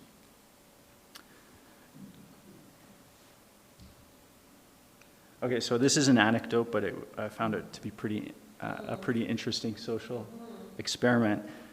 It's from the CBC yesterday, and this is a case where Jubilee had paid parking during the day, and they also had a monthly pass system, $275. You could have a pass to park in a parkade. They stopped charging at the end of August when their operator left them. They abandoned them, and so they didn't have another operator to come in.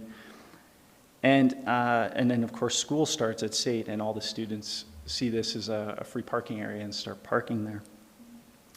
And they interviewed a stage technician that works at Jubilee, and he said, at first it was great to have free parking, but then word spread. And now he and others who are buying monthly passes are fighting for the spot. So he said the parkade got increasingly full over September, but when October 1st hit, the parkade was slammed. It was like someone turned a switch on and it was automatically full. And since then, he's been able to find parking at 8 a.m., but not when he starts at 11. So this is kind of the reverse experiment. You remove all your restrictions and pricing. So from a customer service perspective, what does this gentleman think of parking management, the parking management approach of free unregulated parking? This is his quote. And so he feels it's better when there was a bit better parking management there. So to summarize why these strategies are important, it's because they're foundational pillars in our transportation and parking management approaches.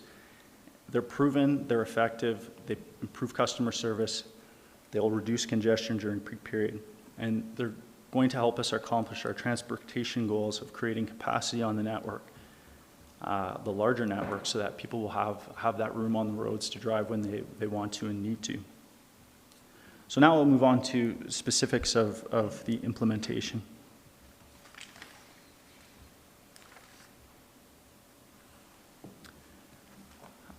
Much of this will be a repeat of the specific details in the report. I'll focus on a couple of areas, but then leave time at the end for discussion.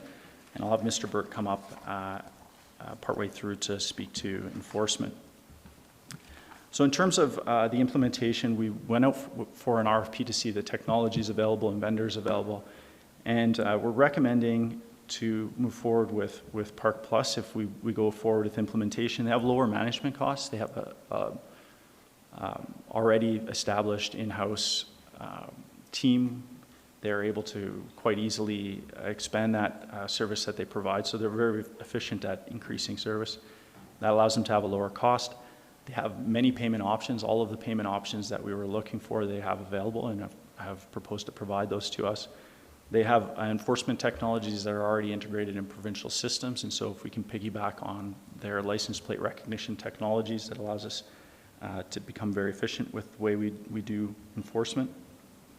And the system's widely used in Alberta. It's in Sylvan Lake, it's in Edmonton, so a lot of our visitors are already going to have the app on their phone. They're already going to have used Park Plus when they've gone to Calgary.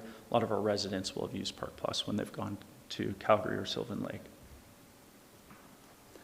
The areas for enforcement or for regulation are outlined in the various colors in the map.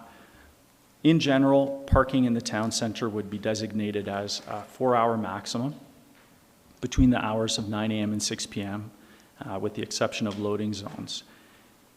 There would be 2 general areas where, shown in blue, where all-day parking would be permitted. By applying a consistent 4-hour parking to the town center, it clarifies for people. They can come downtown, they can park wherever they feel is convenient, and stay for the duration of a typical customer visit.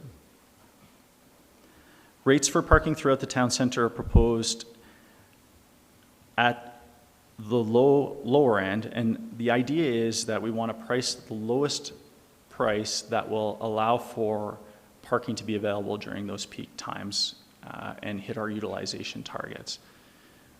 And so that is proposed at $1 per hour in general, and $1.50 per hour on Main Street in the dark green. And the idea being, right now we have utilization data, but if we apply fairly consistent pricing throughout the entire system, it'll become clear fairly quickly areas where prices need to either go down or up to address utilization. And so we start with a low number and uniform application. Prices for all-day parking in the designated blue areas are proposed at $6 per day or $60 per month with a pass. And while we considered providing some free all-day parking in the town center previously, utilization now is actually showing that most areas are already beyond our utilization threshold. And so if we had designated free all-day areas in the town center, it's pretty clear that those are going to fill up and that we're going to have people driving around those areas trying to wait for one of those free spots to come available. Instead, we've highlighted 2 areas with quite a significant number of parking spaces, 175 in total, that are an average walking distance of 6 minutes to the town center, and that's on Fairholme and 7th Avenue, where we don't have any directly fronting residential. For off-peak season, it's proposed to reduce pricing on Main Street, and it could be reduced or eliminated entirely in other areas, the pricing, depending on where we wanted to go with that and what we saw for wintertime utilization. There are operational costs with having parking, clearing snow, doing enforcement throughout the winter, and so that's another consideration of continuing to charge a nominal amount during the wintertime. We've considered a few different options for providing short-term parking in the town center. It is a priority for us to have those trips accommodated. So if you're coming in to grab a coffee or you're coming in to go to the bank, with the way that the system works, if we don't have each user registering their plate in the system, it's really difficult to enforce, because then you're back to chalking tires and you're not able to use the license plate recognition to be able to identify how long has that person been in that spot. So we're suggesting that everywhere you are in the town center, you just simply log in and register on the app, or you go to a pay station and have your license plate input into the system. I'll talk about data collection in a moment, but that also helps us with collecting data and having an understanding of utilization.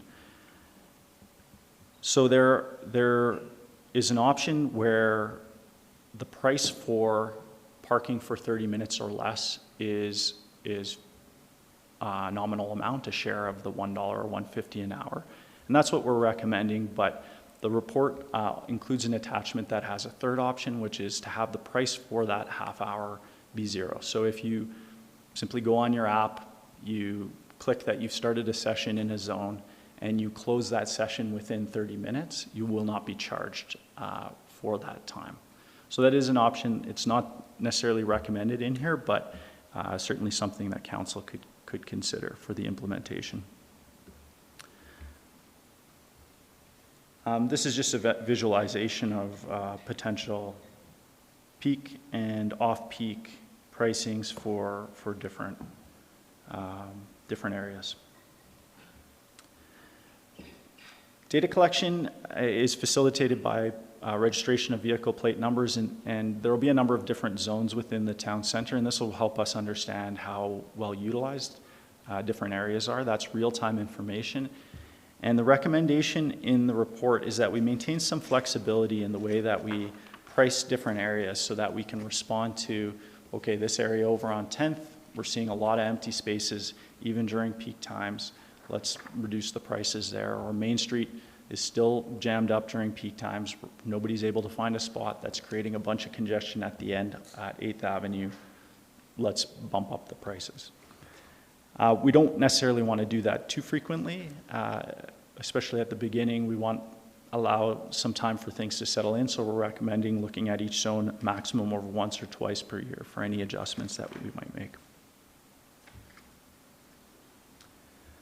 In terms of the overall schedule, what's proposed is to have residential parking permits live in May, and that would allow us to create that buffer around the town center in advance of changing the regulation and the pricing in June, and then having an emphasis on education in terms of enforcement earlier in the program, and then shifting towards enforcement as we get closer to the summer months later in June.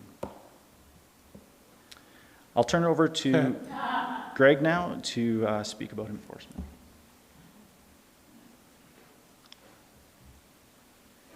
Just wanted to talk about what we've been working on from the enforcement standpoint with Park Plus and where we're going. So one of the first decision points was whether we went with a license plate recognition vehicle similar to what you see in Calgary here, or if we went with officers on foot. So we've made the decision to start out with not going with the license plate recognition vehicle based on a number of factors. One, I feel that improving customer service is always a key component of the work that we do.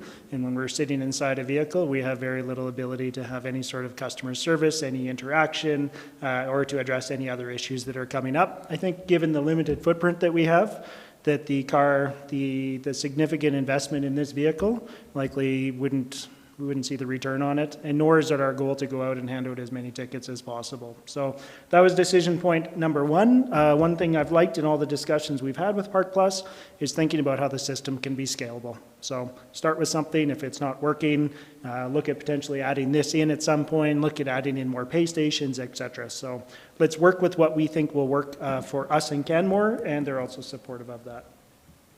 And just wanted to talk about the other advantages of going to officers issuing tickets.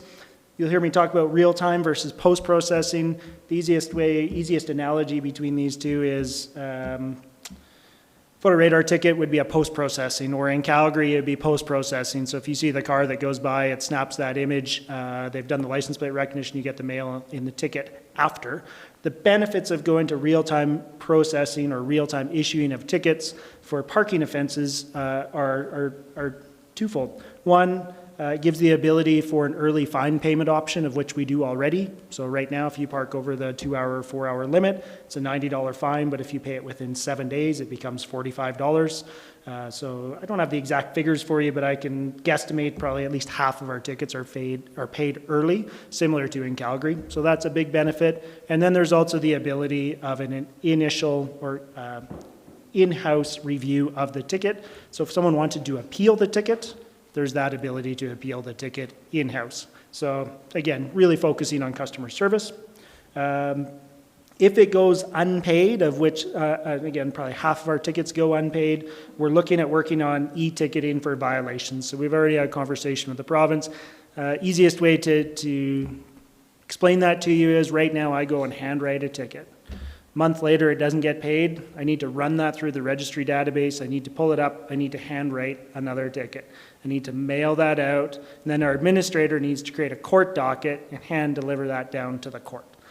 E-ticketing, and with the real-time processing, we'll do a license plate scan, or we'll enter the plate. It'll recognize that there hasn't been payment or the time has concluded or has passed. We'll hit a button, it'll print out a ticket, it will go live on the system. You'll be able to pay that ticket likely by the next business day. It's another one of our challenges, we don't have online payment. And it will follow through the process that the 14 days has passed. So now if someone goes to pay it online, it goes to the full $90 or whatever fine amount we choose to do so. And then after 30 days, we'll be able to work on a back-end system that will integrate into the province of Alberta registries. We'll upload all of those plates. The number of checks will occur, and then the registered owner information will come back to us, and we will review them. We'll hit print, and it will print off tickets on a piece of paper for us. Then we'll be able to mail those out. So the province is excited, less errors, etc. We're excited for a number of reasons. So that's the main bulk of focus for enforcement right now and some of the key decision points.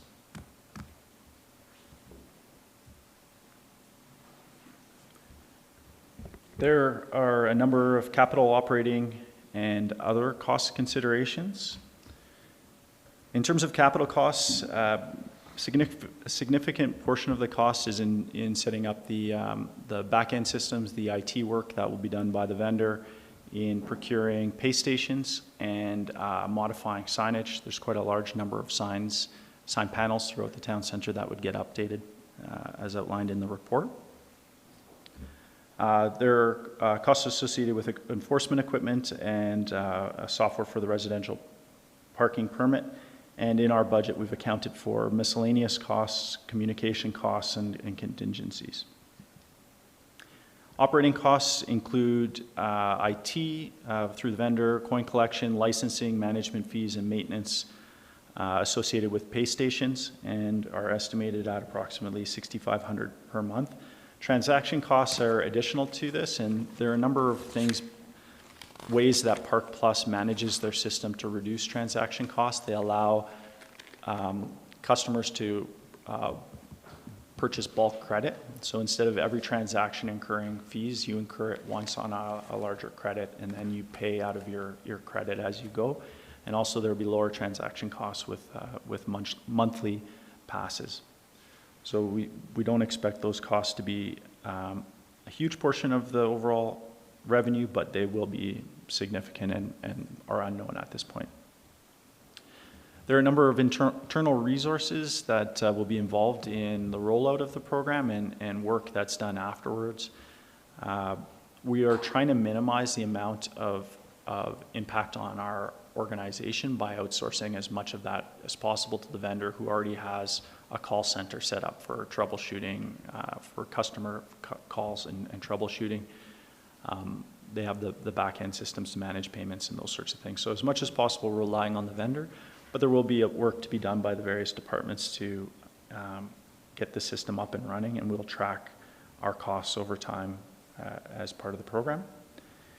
Net revenues are estimated between $200,000 and $400,000 per year, and this is based on about $250 to $500 per stall in average revenue. And this is really dependent on location and utilization and the rates that are set, but we figure that's a reasonable conservative estimate to start. Other municipalities with similar parking stocks that we've looked into, and even the proposals that we got from the vendors had higher numbers. However, we are targeting the lowest rates to get us to our utilization targets at this point, and have used these numbers accordingly. There's been a significant amount of stakeholder engagement around the integrated parking management plan in the integrated transportation plan. We've had lots of workshops over the years with the BRZ and now the BIA to develop plans and strategies around parking management. There's still work to be done. We are planning a workshop or a information session with downtown businesses tomorrow, and we'll continue to work with a parking working group to get feedback on any implementation as we move towards a rollout. And there will be significant work to do with the communications side of things. As this is a change for both residents and visitors in how they're using the downtown, it's going to be important that we make it as easy as possible for them to access information. This is a bit of a high-level overview of the work that Adam would be doing in communications, and this work would be developed further as he works through this spring. So there would be an information campaign to inform residents of the initiative, which is now underway. Information that was provided in this council report is also available online. And this has been ongoing for quite some time. This is not a new thing. It's been talked about in other arenas, as I mentioned. We would look to launch communications around residential parking in April and a campaign around the rollout of regulation and paid parking in May, ahead of when those systems come online. There would be an evaluation then done in October, and what Adam means by this is that there wouldn't necessarily be a bunch of changes made as we go based on feedback from the community. So we're not necessarily looking for feedback that would change things in real time unless it was an acute issue, but we would collect feedback over the course of the summer, allow things to settle in and settle out, and use that evaluation in October to determine any changes that might be needed for the following year.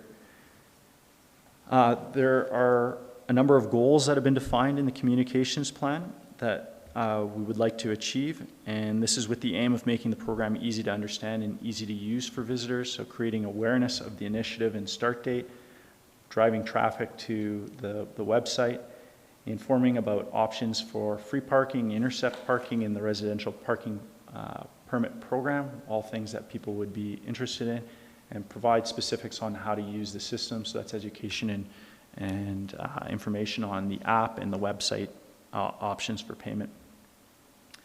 So some targeted timelines for those implementation. In terms of the tactics and evaluation, there would be, there's a larger open house that's planned similar to the ones we've been having recently, at which this would be a main theme. Website, print, radio, social media, and also a grace period, which is a very typical thing to do with new implementations. Here's a brochure. Thank you for parking in the town center. Thank you for visiting the town center. Did you know this parking is paid? Funds go to funding fare free transit enhancement, etc. It could be a nice ticket that could be a form of soft enforcement during that period to help with the education and transition into the system. And then we'd engage with businesses in the BIA to understand impacts and consult residents directly impacted by the residential parking permit to understand those impacts.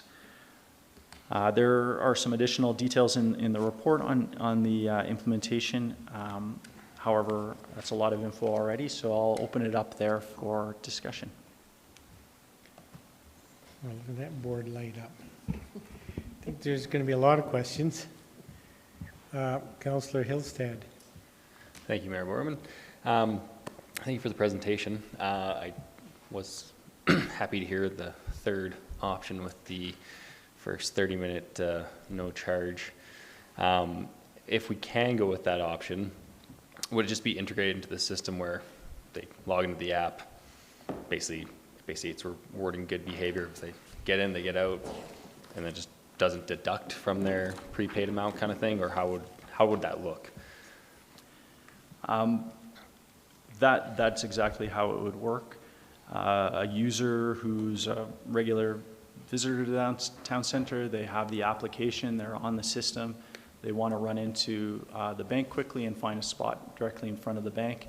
They would open the session, which takes 15 seconds, run into the bank, come back to their car, close their session. If it was closed prior to the 30-minute mark, the system would not charge them for that visit, is how that option could work. And then would we have signage for that, or would it just kind of be a unspoken rule within the system? So it's there, and if people manage to utilize it, they do, and if they don't. The easiest way to do, generally speaking, systems aren't posting fares because systems are needing flexibility in terms of the rates charged different periods, different times. And so to change 400 sign panels would be difficult. So that it could be an option to bake it into the signage, or it could be an option just to, essentially you're setting the price for 30 minutes of parking as zero. And so that option would appear in the application, and users would know by viewing the options that if they end their session in time, there will be no charge. And then from an enforcement standpoint, because if we're doing it more as a reward system, I would assume enforcement would be slightly easier because bylaw wouldn't have to go around looking for 30-minute parking, whereas if we had a sign saying 30 minutes free, it causes that. With the 15-minute parking zones, would it be better in a sense to make them 30 minutes, like for enforcement perspective, so bylaw doesn't have to go around as often to those zones? Because if we can't do a 30-minute zone everywhere, if the 15-minute zones we have just get extended to 30 minutes, would that benefit bylaw, or is it enforcement change that much between 15 and 30 minutes? I think we can look at a number of options. My experience in writing parking tickets downtown for several years is I can't remember ever writing one in a 15-minute zone. So I know that this will change things. It's something we'll need to look at and we'll need to adapt to, but for some reason people seem to respect those 15-minute zones quite well. Thank you. So just thinking about that, I know most people carry a device. So over time, locals at least will learn that they have to have downloaded an app. So I'm just trying to understand how it works. So I pull into a parking spot, I click on the app, and then does it recognize me, or do I have to say something to the app? Or if you're registered to use the app, It will recognize, based on where you're located, if you're in your car, it'll recognize geospatially the zone you're in. And then it'll just be a matter of opening and initiating the session. So using the app, if you're already on the system, is fairly straightforward and easy. You won't have to re-input all your credit card information and that sort of thing. If you're a visitor and you don't have the app, you have the option of registering on the app. If you're going to be a repeat visitor and you come to Canmore regularly, that's an option I would suggest people would select. But if you're just coming one time, it's really easy just to go on the website, and it prompts, and generally you already have your credit card information in your phone, so that'll populate quite quickly. And using that personally for zones in Calgary, just through the website, you just put in the website in your browser, you put in the zone number, and your credit card information populates, and you select your time period, and the payment's made. It takes, once you've done it once or twice, it takes less than a minute to do that. Okay, and for those that don't have the device or choose not to use it, there'll be the option to walk to the closest pay station and actually put real money into the machine? Credit card or coin payment at right. 7 pay station locations are proposed. Yeah. And depending on the zones, those might get tweaked and when we look to actually do the install, but the idea is you wouldn't have to walk too far from where you're parked to be able to get to a pay station. So I'm thinking about the free first half hour bit, which I think I would like to see us trial first. But if you're thinking about the senior residents like myself, so maybe I don't have the app, I don't have my device or whatever. Okay, I'm only going to be half an hour, and you stop and you get out, and sometimes some of us move more slowly. By the time you get to the machine and put your coins in and get back, I mean, you've used up your half hour. I don't know, I don't have a solution, but I think that might be initially a problem or a situation. And if you have thoughts about that, I'm happy to hear them. In the same context, so there will be handicap spots defined. So if you're parking in a handicap zone, I would presume that simply having the tag hanging from your mirror is adequate. You don't need to do the app or anything else. Right. Okay. Yes, so you wouldn't need to register in the handicap zones. Maybe I'll try and add into your previous comment, there'll be a review system, a back-end system, and being able to put some time limits in between walking from your car, if you don't have the app, registering, so if it's whatever we build in, 5 minutes, 8 minutes, so if we go by and scan, the system would recognize that. And then just wanted to add into the app as well. So I've used a number of them in a number of different cities and found it really handy. Once you get used to the app, you can park a friend as well. So if I'm with Andy and I'm in Calgary, I can park him under my system. Mm-hmm. I can look for zones. It won't tell me how many spaces are available, but it'll tell me what the rates are. I'm cheap, so I'll try and figure out where the cheapest place is to park for the longest time. And it'll also send you notifications. So I was at the downtown public library with my mom a while ago, and it was a 1 hour parking zone. So the max I could park was an hour, showed up, opened the session, paid whatever it was through the app, and then after 45 minutes, I received a notification on my phone that said, you have 15 minutes left. So I looked at my mom and said, hey, let's get going. And she moved slow to avoid the license plate recognition vehicle coming by. So that's what it would look like, this system here in Canmore, where there'd be those notifications and everything? And one of the added benefits coming out of the conference call recently was, or one of the discussion points was whether we called it a white label app, so we labeled our own app, or we just go with the Park Plus app. And the decision moving forward, one of the decision points would be to utilize the Park Plus app. I don't know how many users they have, but if you think about how many people that are already used to that system in Calgary, also in Edmonton, they've white labeled theirs, but being able to use that, it'll just be an easier app to use. Great, thank you. Welcome. Councillor Comfort.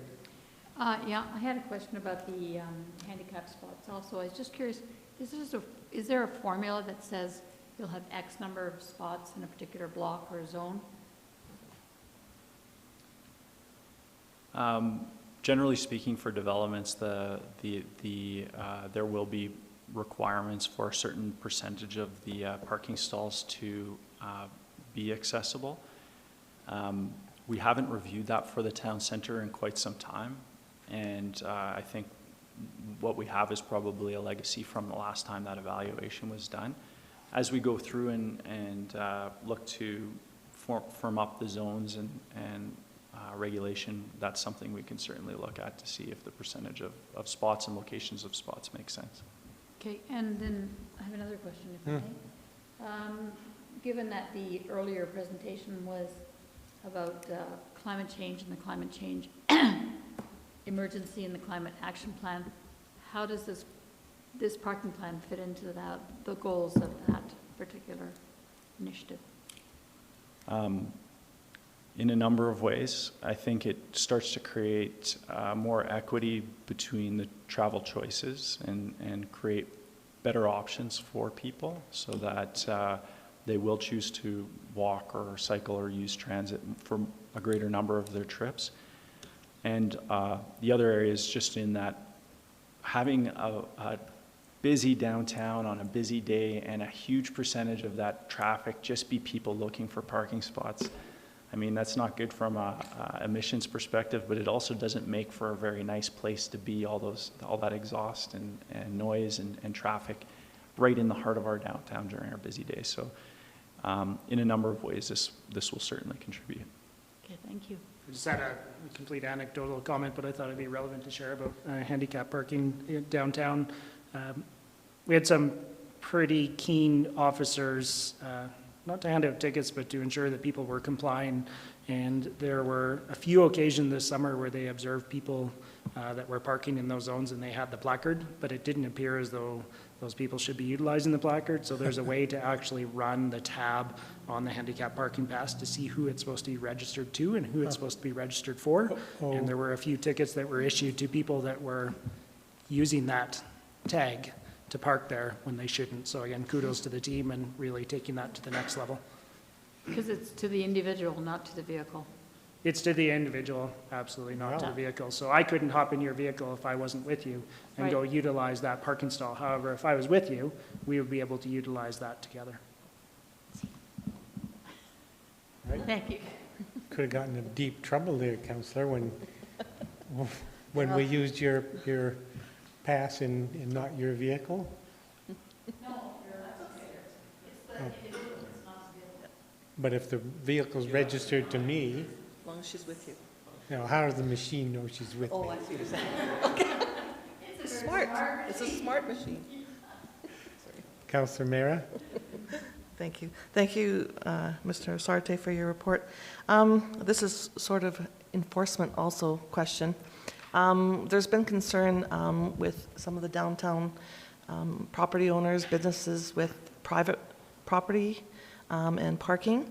Is there going to be any initiative to support them? Because I know that there is some issues now currently with other employees, people that are parking in their private parking, and yet there's a stipulation that they can't do anything about it for 72 hours, so someone could come park for 8 hours and work and leave, and the property owner has no recourse. So we've heard that through the BIA. We're currently conducting a review of the traffic bylaw with Ms. Hyde and Streets and Roads, and that was one of the areas that we're looking into. So we currently don't have the capacity to do enforcement on private property. The Traffic Safety Act permits a municipality to add that section into the bylaw if they choose to do so.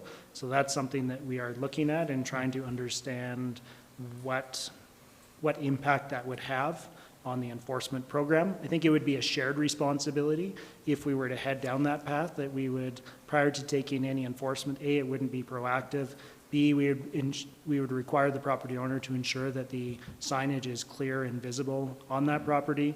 We would encourage the property owner or the business owner to conduct their own enforcement, i.e. by issuing warnings first, and then if they weren't successful, that's a step that we could get to on issuing the tickets. Because I appreciate that, and I understand the concern of if we're going to charge for paid parking, well, why don't I just slide into the spot by their credit union and no harm, no foul. So definitely that's what I heard from the BIA when I was sitting with them recently. Okay, thank you. Welcome. Councillor McCallum. Thank you, Mayor. So I know that in your report, this is committee of the whole, so you're looking for feedback until when you bring it back next. With regards to the 30-minute parking, and I would agree with many of my colleagues, I've used it in Inglewood. I noticed that was actually your example in your report in the Inglewood, and it works beautifully. So I don't see why it couldn't work here. And I feel like it would be this opportunity to be like the locals lowdown. Like that locals know that they can get in and get out if they have to do business that way. So that is my feedback on that. Disabled parking for handicap spots. So will all the spots be open for people who are handicapped or and be gratis, or will it just be the handicap zones? Certainly any spot would be open and usable. However, it would only be the designated stalls that would be not enforced. So if they have an appropriate tag and they're parked in that zone, bylaw will not enforce there. However, if they have a tag but they're parked somewhere else, that's going to get treated more like a regular parking zone. Okay, so, and my only feedback to that is that as our population ages, the number of handicap stalls we have is finite. And so they have the potential of, you could not have the ability to actually find a spot that suits you. And so I'd like us to have our eye on that, should we need to. And I'm happy to hear that the program itself is flexible. So off-season, is the intention that those pay stations will just get bagged when we're not using them, when there's no parking enforcement except on the main street? Is that the intention? I think we'd have to look at what actually is proposed. It's likely that there'd still be enough areas that have payment that we'd want to keep the stations open and available. Okay. For example, most of the stations are along Main Street, but maybe if there was one in the lots and there weren't charges there, that would be bagged. And depending on how we propose to do it, it could have some language on the signage around seasonality to help inform people. So then, I guess that's my question, and I just assumed it was a seasonal program because of the start date for next year. Is it meant to be seasonal, or is it meant to be a 12-month program? There will be elements that are certainly 12-month. Based on our busiest times? We still have parking demand and parking congestion in the winter time, and keeping some structure and management of the regulation and where people are parking and that sort of thing will be important. But the importance drops as the utilization drops, and so it's really going to be a matter of using that. The data we have on how it's being utilized over the summer will probably be useful in informing what changes we decide to make come October. And right now we're suggesting a May to October peak season, then October through May off season. Gotcha. And there'll be so there'll be sort of two different those programs within an overall program. That's right. The residential parking passes, I'm very excited to support that. I think that it's something that can be used throughout our community, quite frankly, in areas where we see parking congestions. And I think that actually it might be something, should council give third reading to the land use bylaw with regards to suites, that might be something we might want to consider to certain neighborhoods. So I'm excited to see what the petitioning process is for that further on when that becomes refined. I had the opportunity to spend 10 minutes on the phone with the mayor, Sylvan Lake, who's an old friend of mine, and yesterday, and asked him what their challenges were with the program itself. The only thing that he really articulated, and they actually have their parking, they have their free parking at the far end of their downtown, so they force people to go through downtown to go to the lake. Very clever. All the clever. Was the lineups for the boxes. So that might be the one thing that people are lining up to use the boxes, which is why we would want to push the app, I guess, if we can.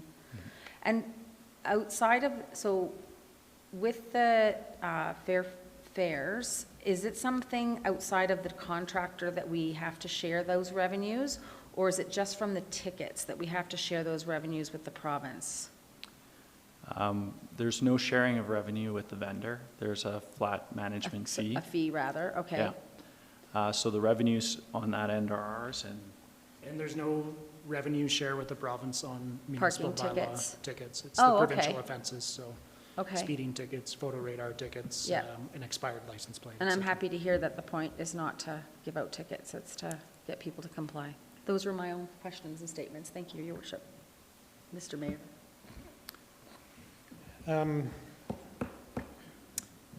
Raises that line of discussion raises a couple of questions for me, one of which is around the resident parking passes, and it's identified in the map, the zones where that would be considered. But there's areas in the downtown where I think residential parking permits would be advisable. And I'm thinking specifically of commercial buildings that have a residential component. Certainly familiar with some on 10th Street who have struggled with that. They're second floor on 10th Street above commercial.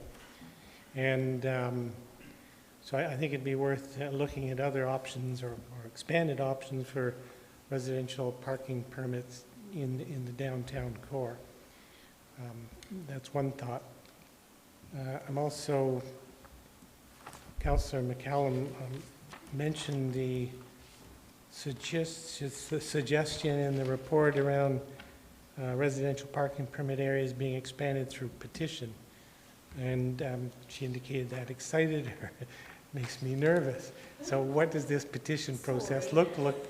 I'm not having a seizure or anything, I just...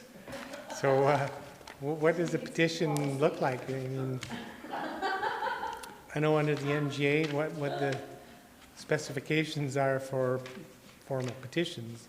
So when you use that word, what are you thinking? So the details of what that would look like haven't fully been fleshed out yet, but we're relying a little bit on processes that are used in other areas. And essentially we'd get an indication from the block that they desired a residential parking permit, and we would facilitate a petition process where 2/3 of the residents on that block, if they're in favor, then we would go in and implement regulation. So we would make it 4-hour paid parking during those peak hours. And then those residents would be required to get a permit for their 2 vehicles that they'd be permitted. So there is going to be a decision that needs to be made by the block. Is the trouble of going through and having my 2 vehicles in this system and then deal with daytime visitors and having to go through the app and have them, it's not that difficult, but there is some step that needs to be taken there to have your visitors during the day, during those restricted hours, be able to park on the street. Is that worth the trouble of helping to manage spillover on my street?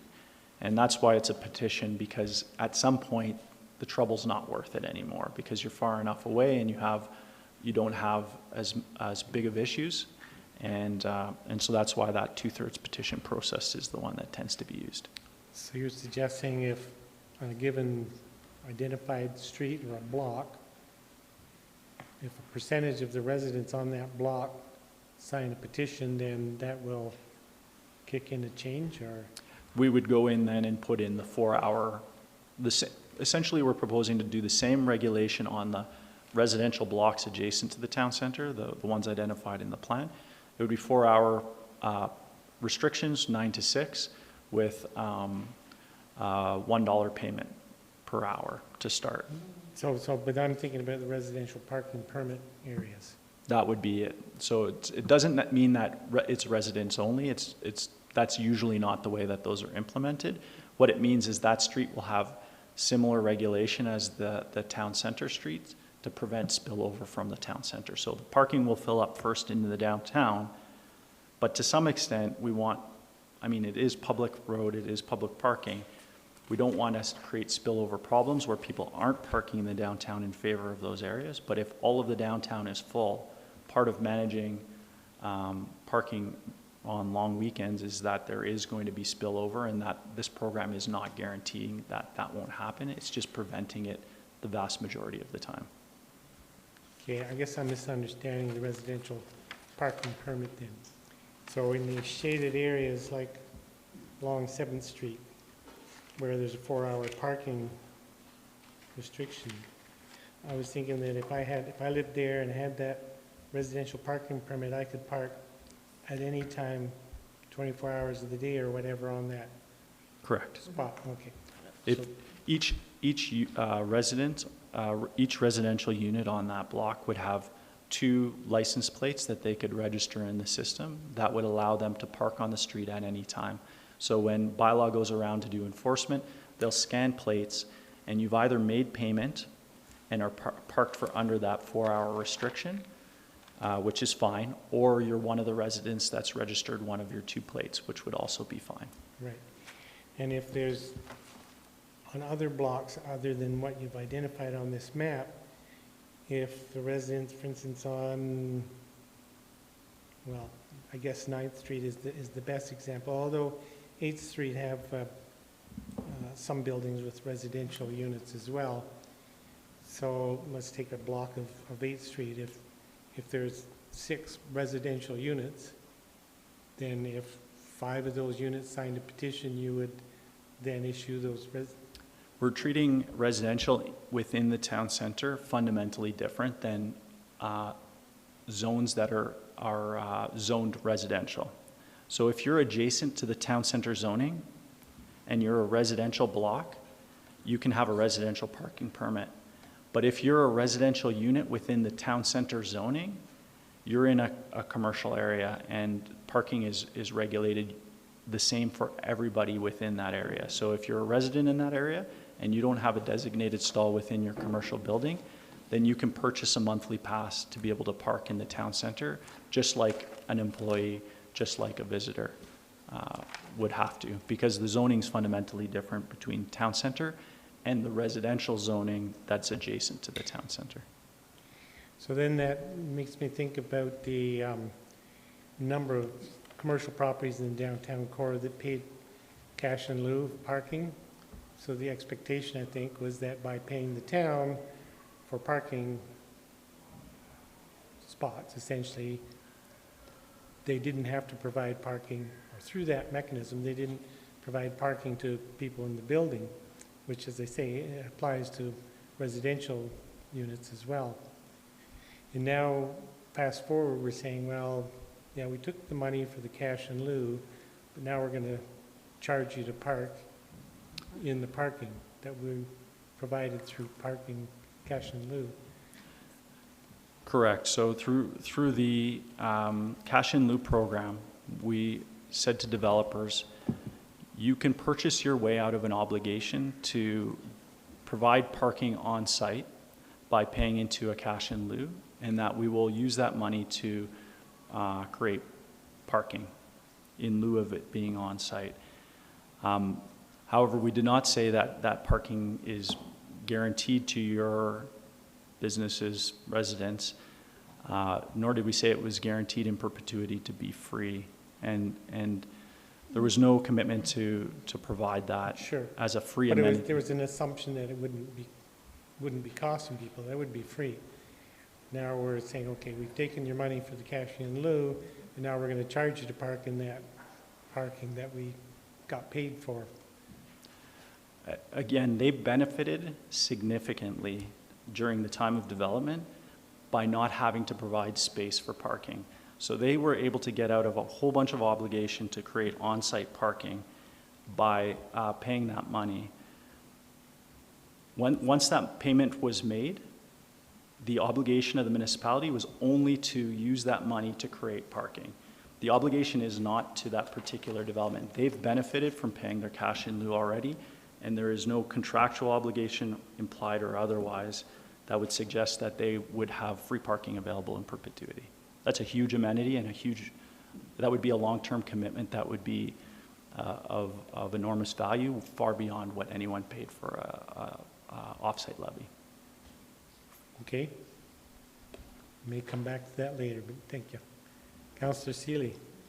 I like the proposed pricing. I'm confident it'll be effective, and it's low, reasonable, and all that. Just wondering about the if you've considered a first-time offense, if it's significantly discounted, our visitors and locals might appreciate first-time discount. That's something we can look into. That's really would be a council direction or decision. I know our counterparts to the west offer on their time limit parking a first-time payment or a reduction, I think, of 90 or 95% down to $5. The initial thought in my head was being consistent with what we've done in the past, which is the higher fine amount and 50% reduction if paid within 7 days. But again, it's doable. It would just require us to figure that out through the bylaw amendment and then through the back end of the enforcement. Okay. It's interesting to watch this little board here. I've never seen the board lit up with every slot filled. Councillor Sanford. You win. There's bingo. Thank you, Mayor Barman. Thank you for all the discussion, and you've answered some of my questions that I started out with, so this is good because I still have a couple. When you had mentioned the parking pass for residents, in the report it says there would be one permit and then at a cost of $100 for 2-year permit. So that's just one extra permit, like not an unlimited number of permits per household, just Two provided for no cost per household, and additional permits would be, I believe it's $100 per 2 year, and that's the exact same numbers used in Calgary for their residential permit. So you could actually have 4 or 5 permits for one household if you paid potentially, yeah. $100? If that was permitted, yeah. Okay. So 2 vehicles registered for free under this program? Correct. Okay, as a residential permit. Correct. So I was trying to imagine that. Would the cost of enforcement also be funded through this program to some degree? Like right now, I think we fund some of our enforcement through ticketing and fines. Is that correct? We do. I mean, the bulk of the enforcement would occur during the summer months when we have our seasonal program running, so May through to August. But there is an expectation that officers do follow up with enforcement throughout the off-season as well. And you're right, a portion of our enforcement costs are offset by a fine revenue target. And this would be a similar process, would it? It would be a similar process. It's right now that I'm estimating and budgeting that we would see a similar fine revenue, yet it's hard to really put a number on that. I would like it if the program is easy to use, the fare structure works well, and that we don't need to be spending as much time dealing with tickets and enforcement because the back end takes a lot of work. But right now, we're leaving the budget as is. And perhaps going from a 2-hour parking scenario to a 4-hour might alleviate some of the enforcement issues that you have to deal with much Well, and I think quicker. even when I was using my scenario of when I was in Calgary, right? Not many people are going to set their watch, pull out a timer on their phone, but if they get a notification, it prompts you to get going. Right, okay. And there is a cash component to this, so who will be picking up the cash? Is that? That's a service provided by the operator. That's Park Plus that would do the cash retrieval and then the reconciliation? Correct. Because that's a big job. Correct. So in your budget, I think it's at $600 per month? That's part of the 600? Correct. Yeah, there's a cost identified there. Yeah, there's for a that. cost identified. So that's what you're providing, or what they're providing? Correct. And they provide the IT host cost? There's a list of things that, the pay station machines, et cetera. This is essentially a breakout of costs identified by the vendor in their proposal. So they have a number of costs associated with their operations and taking on things like the IT management for the web software, the app software, doing maintenance on the machines, technical support, accounting and administration on their end, offsite management fees, and their base fees, which is essentially their return on investing this time and energy into our system. Okay. So all those things in that list are provided by the... Correct. By the, those are vendor costs. By the vendor, okay. And the rationale is that we're going to generate revenue to offset free transit? And other things. And other things, okay. Correct. So it's still open-ended as to what we're using those funds for? It's certainly it's general revenue. Communities have seen a lot of success in, first of all, getting buy-in from their BIAs, but second of all, in growing their downtowns, enhancing their downtowns, making them vibrant and successful commercially by reinvesting. And it's a general principle. It's espoused by our guru, Roger Brooks, who did the destination marketing reports for Canmore, where you collect the revenues, you reinvest the revenues. And so reinvest in transportation, invest in parking initiatives, and invest in enhancing the town center. And it creates a cycle where that reinvestment attracts more people, it attracts more money, it allows for more reinvestment, and ultimately it contributes to a successful downtown and a vibrant downtown. Okay, great, thank you. Councillor Comfort. Thank you. So I was thinking about this and remembering that when they brought in paid parking in Banff, there was this violent counter-reaction. So will we condition our population? Have we thought about how to get people to buy into it? That would be one of the ways, right? Knowing where the revenue goes and being really transparent about that. But I'm a little bit concerned because having seen that go down, I guess it wasn't ultimately successful when first introduced. So I was happy about it because when I went to Banff, I was usually going to that lot right by the town hall, and there was always a place to park. It was, in the height of summer, so it was. Hopefully, people will understand the rationale behind this. But I'm just curious about if you have any further information about the comms plan. Yeah, I think our community is well informed and well engaged, and this is a conversation that we've been having now for 5-6 years on how do we actually effectively manage transportation in the community. This isn't a one-off thing that we're doing to generate revenue or to try to put a Band-Aid on something. This is part of a comprehensive plan. It's one of many strategies that we're undertaking. We've done the work to engage with the key stakeholders to demonstrate that there's value in it for them, not just in terms of enhancing the town center, but as a real legitimate way to provide better customer service and to make our transportation network work and to allow us to grow and evolve as a community. So I think a lot of that discussion's happened. We've come a long way as administration and a community in terms of how we view our transportation problems.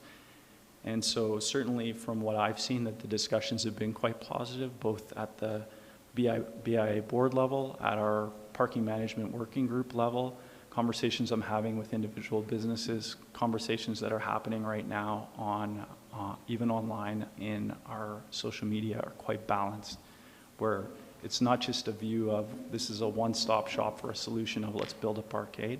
There really are consequences and costs to that approach, and here are some other alternatives that are worth looking at. So we'll continue to accommodate those conversations, have those conversations, share the information, and collect the data to be able to demonstrate afterwards. These are investments we're making not in tomorrow in an election cycle or to try to appease a key group of stakeholders. These are things that are real, they're meaningful, they're going to solve our problems long term. And there are challenges and they're tough and it's a change. And managing that change is our job with good information and good communication. Thank you very much for an excellent, fulsome answer. I would say it's going to address our problem long term, may not solve our problem long term, but certainly help address. Councillor Hillstead? Thank you. As this is just, it's between 9 a.m. 6 p.m. So before those times, it's no charge. Correct. And then, so if you get downtown at 8 a.m., do you need to just remember at 9 a.m. to open up the app and do it, or would you open up the app then, like, how would that work? Just if someone gets down there earlier, how do they access the system, or do they come back to their car? I'm fairly sure you can preload, even from your house, you can start a parking session for a later time. So I'm fairly certain that you'll be able to start the session for 9 a.m. when you arrive at 8 a.m. Okay. But I will double check that for the future presentation. Okay. Thank you. That was great. Councillor McCallum. I wanted to clarify my statement earlier about my enthusiasm. Oh, bless you. My enthusiasm about the residential parking pass program is that we hear commonly from members of our community in certain neighborhoods that they have issues with people parking on the street, and that this parking program and the residential piece of it, the residential permit piece of it, might give us the opportunity to lay the groundwork for a similar program in just neighborhoods. Not from a paid parking perspective, but to encourage people to park their vehicles in their driveways, as opposed to there being a perceived parking problem on streets versus an actual parking problem on streets. That was all I was trying to say in terms of my excitement. Oh, no question for Mr. Asarte, okay. Councillor Mera. Thank you. This is more for clarification. So when people or buildings or builders pay cash in lieu of parking spot, say I'm required 4 more spots and I don't have it on my property, so is the money that's paid connected to a spot? And I know somewhere downtown, like, do you have to have a certain inventory to match with your cash in lieu, or is it just going to the parking management fund? It's not, that's why the clarification. Just wondering if it's a spot or... Cash in lieu has funded a reserve historically, and the reserve has rules as to how those funds will be spent. So it's for the design, construction of parking facilities, study, design, construction. There's no discussion of the number of spots that would be created or how those spots would be used. The idea is you create shared parking with it. And so we pulled all the financials on everything that had been paid into cash in lieu. I think it's a couple $1 million. And we looked at all of the land that's been acquired and parking that's been constructed with that. And there's a memo that I can append to the next report. But that money has almost entirely gone into purchasing, I think, 5 or 6 different lots downtown and creating 100 and some parking stalls. And so has fulfilled the intent of the program and the obligations of the program.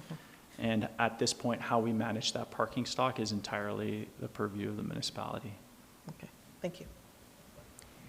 So we seem to be running lower on questions. I still have a couple.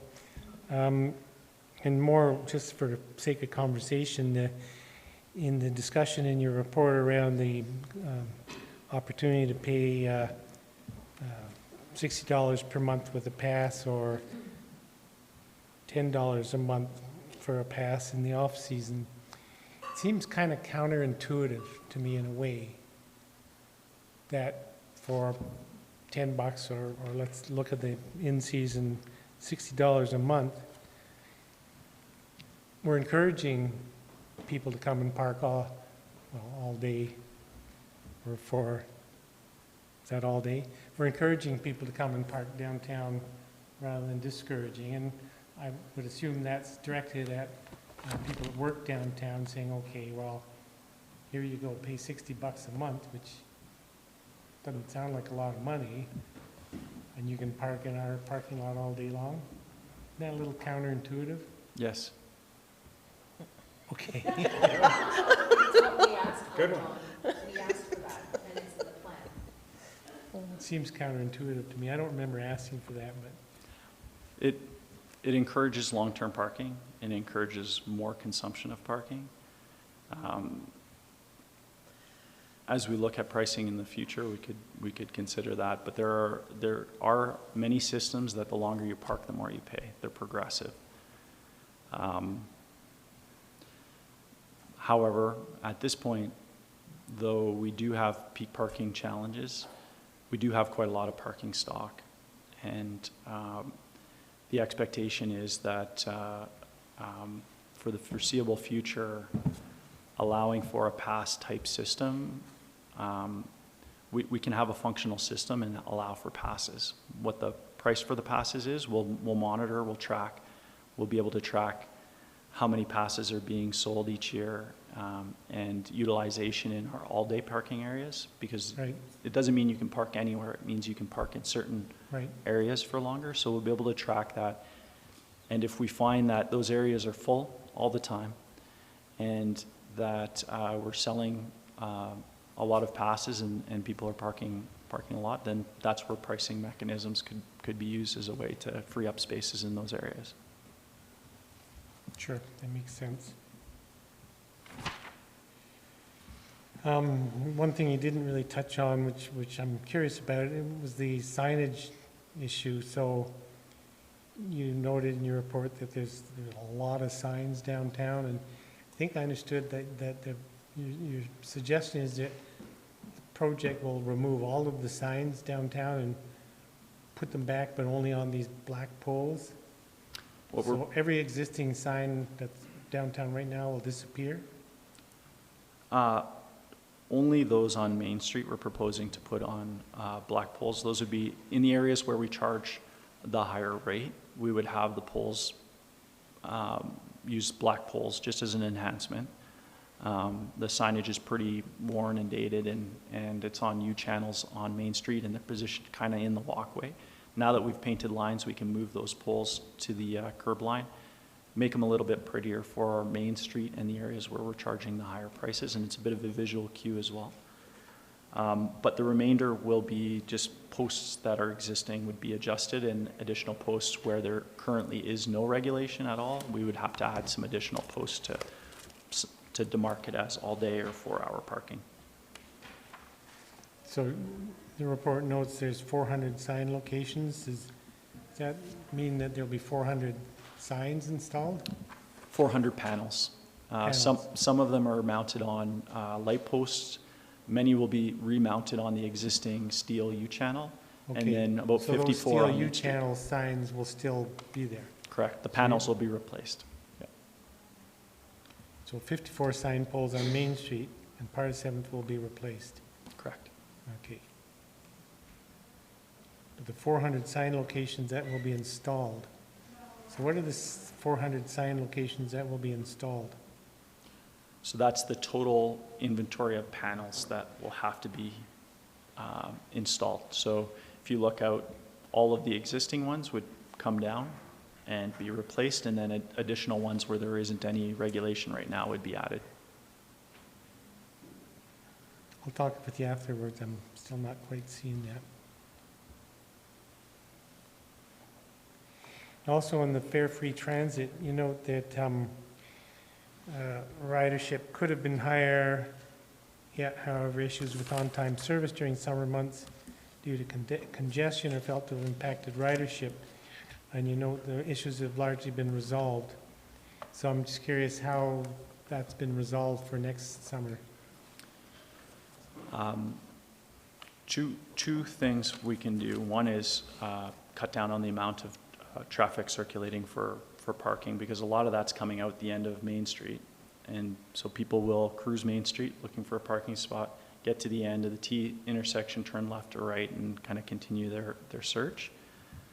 So if we can cut down on the amount of traffic circulating, that's going to reduce overall congestion.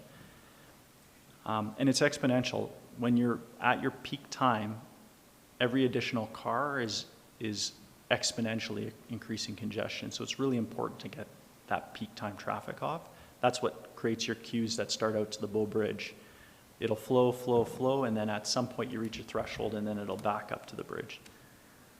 And then the other thing we're looking at is from the recommendation in the ITP, which is to make traffic free flow at the end of Main, north-south, and put in a 3-way stop at 10th. And so we're scheduled to come back to council with an interim plan for how we could do that within one of our existing traffic calming budgets, which would allow for left-turning buses, getting off of 10th onto 8th, and would help clear the queues that are being created at Main Street intersection.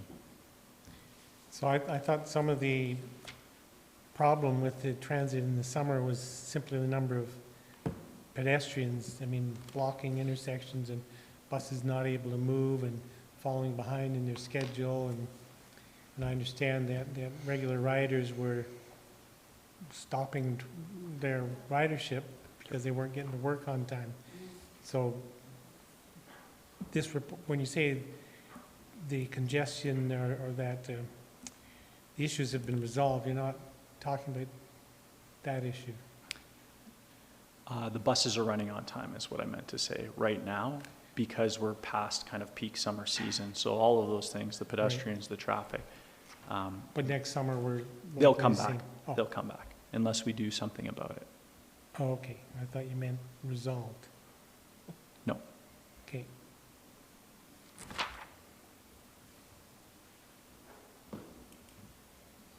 Interesting to see the revenue in Nelson. And they only have 2-hour parking and 1 parkade, and the parkade is difficult to access. Great, so what's the next step? Next steps will be to bring forward a report for council consideration December 3rd. This work is a part of our capital project for 2019, which was to implement the parking management plan.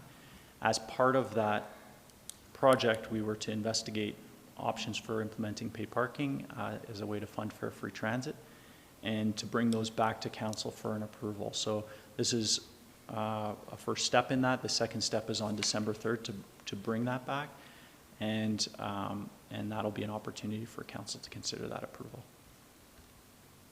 Great. I think you picked up from council the interest in trying out the free first 30 minutes, so just leave that with you.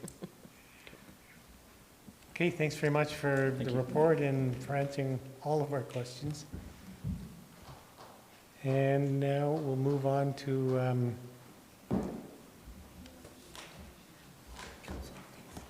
E1, Councillor Updates. And because we're running low on time, we'll whisk through this area. I'll just throw the mic open for any questions from any councillor addressing any other councillor's report. Anyone? Anyone? Seeing none. Moving on to item F1, the service area reports. Let's just throw it open again. I have a question under rec services. Just curious, in the report on the pickleball program, it notes that 14 of 42 play days were rained out this year. I'm just curious how do we identify that there's only 42 play days in a year? And I don't think it is a registered program. Lisa's, I was going to say, I don't know, but Ms. DeSoto is saying it's a registered program. I don't know that all the outdoor courts are actually registered because you can drop in. So it might be 42 registered days. Yeah, I think that's it. At the new Hawks Bend facility, there's a registered day where you can come play pickleball, and they take over all of the Right. whole. I see. The whole, instead of leaving half of it for basketball. Right. Because there's always 2 courts up, but on a couple of afternoons, they take the whole court and you register. So people are playing pickleball there outside of those 42 days? Yeah. Thanks. Councillor Hillstead? Under facilities, it just says that the roof condition inspections were completed at Public Works Roundhouse and Old Visitor Information Center, and that significant repairs were required at each facility. What kind of repairs were required on the Roundhouse, as that's a fairly not old building? It's only 7 years old, I think.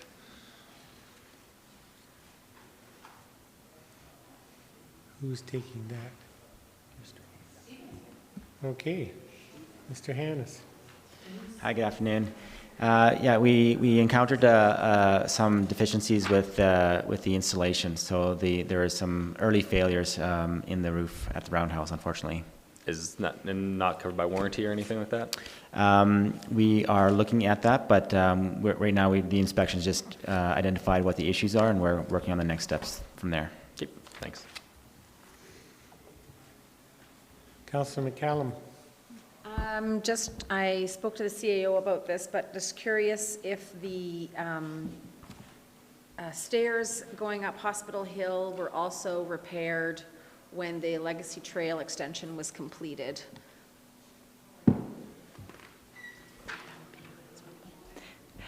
Unfortunately, Mr. Sarte has vacated the room, but I'll follow up with him and find out. Wonderful, thank you. He left the room. He didn't actually vacate it.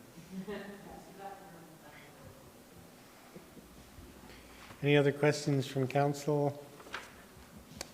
Anything in regards to council resolution action list? The Bow Valley Regional Housing update? In which case, I'll move that the committee of the whole go in camera. Those in favor? Opposed? Motion's carried. We're in camera as soon as the press leaves.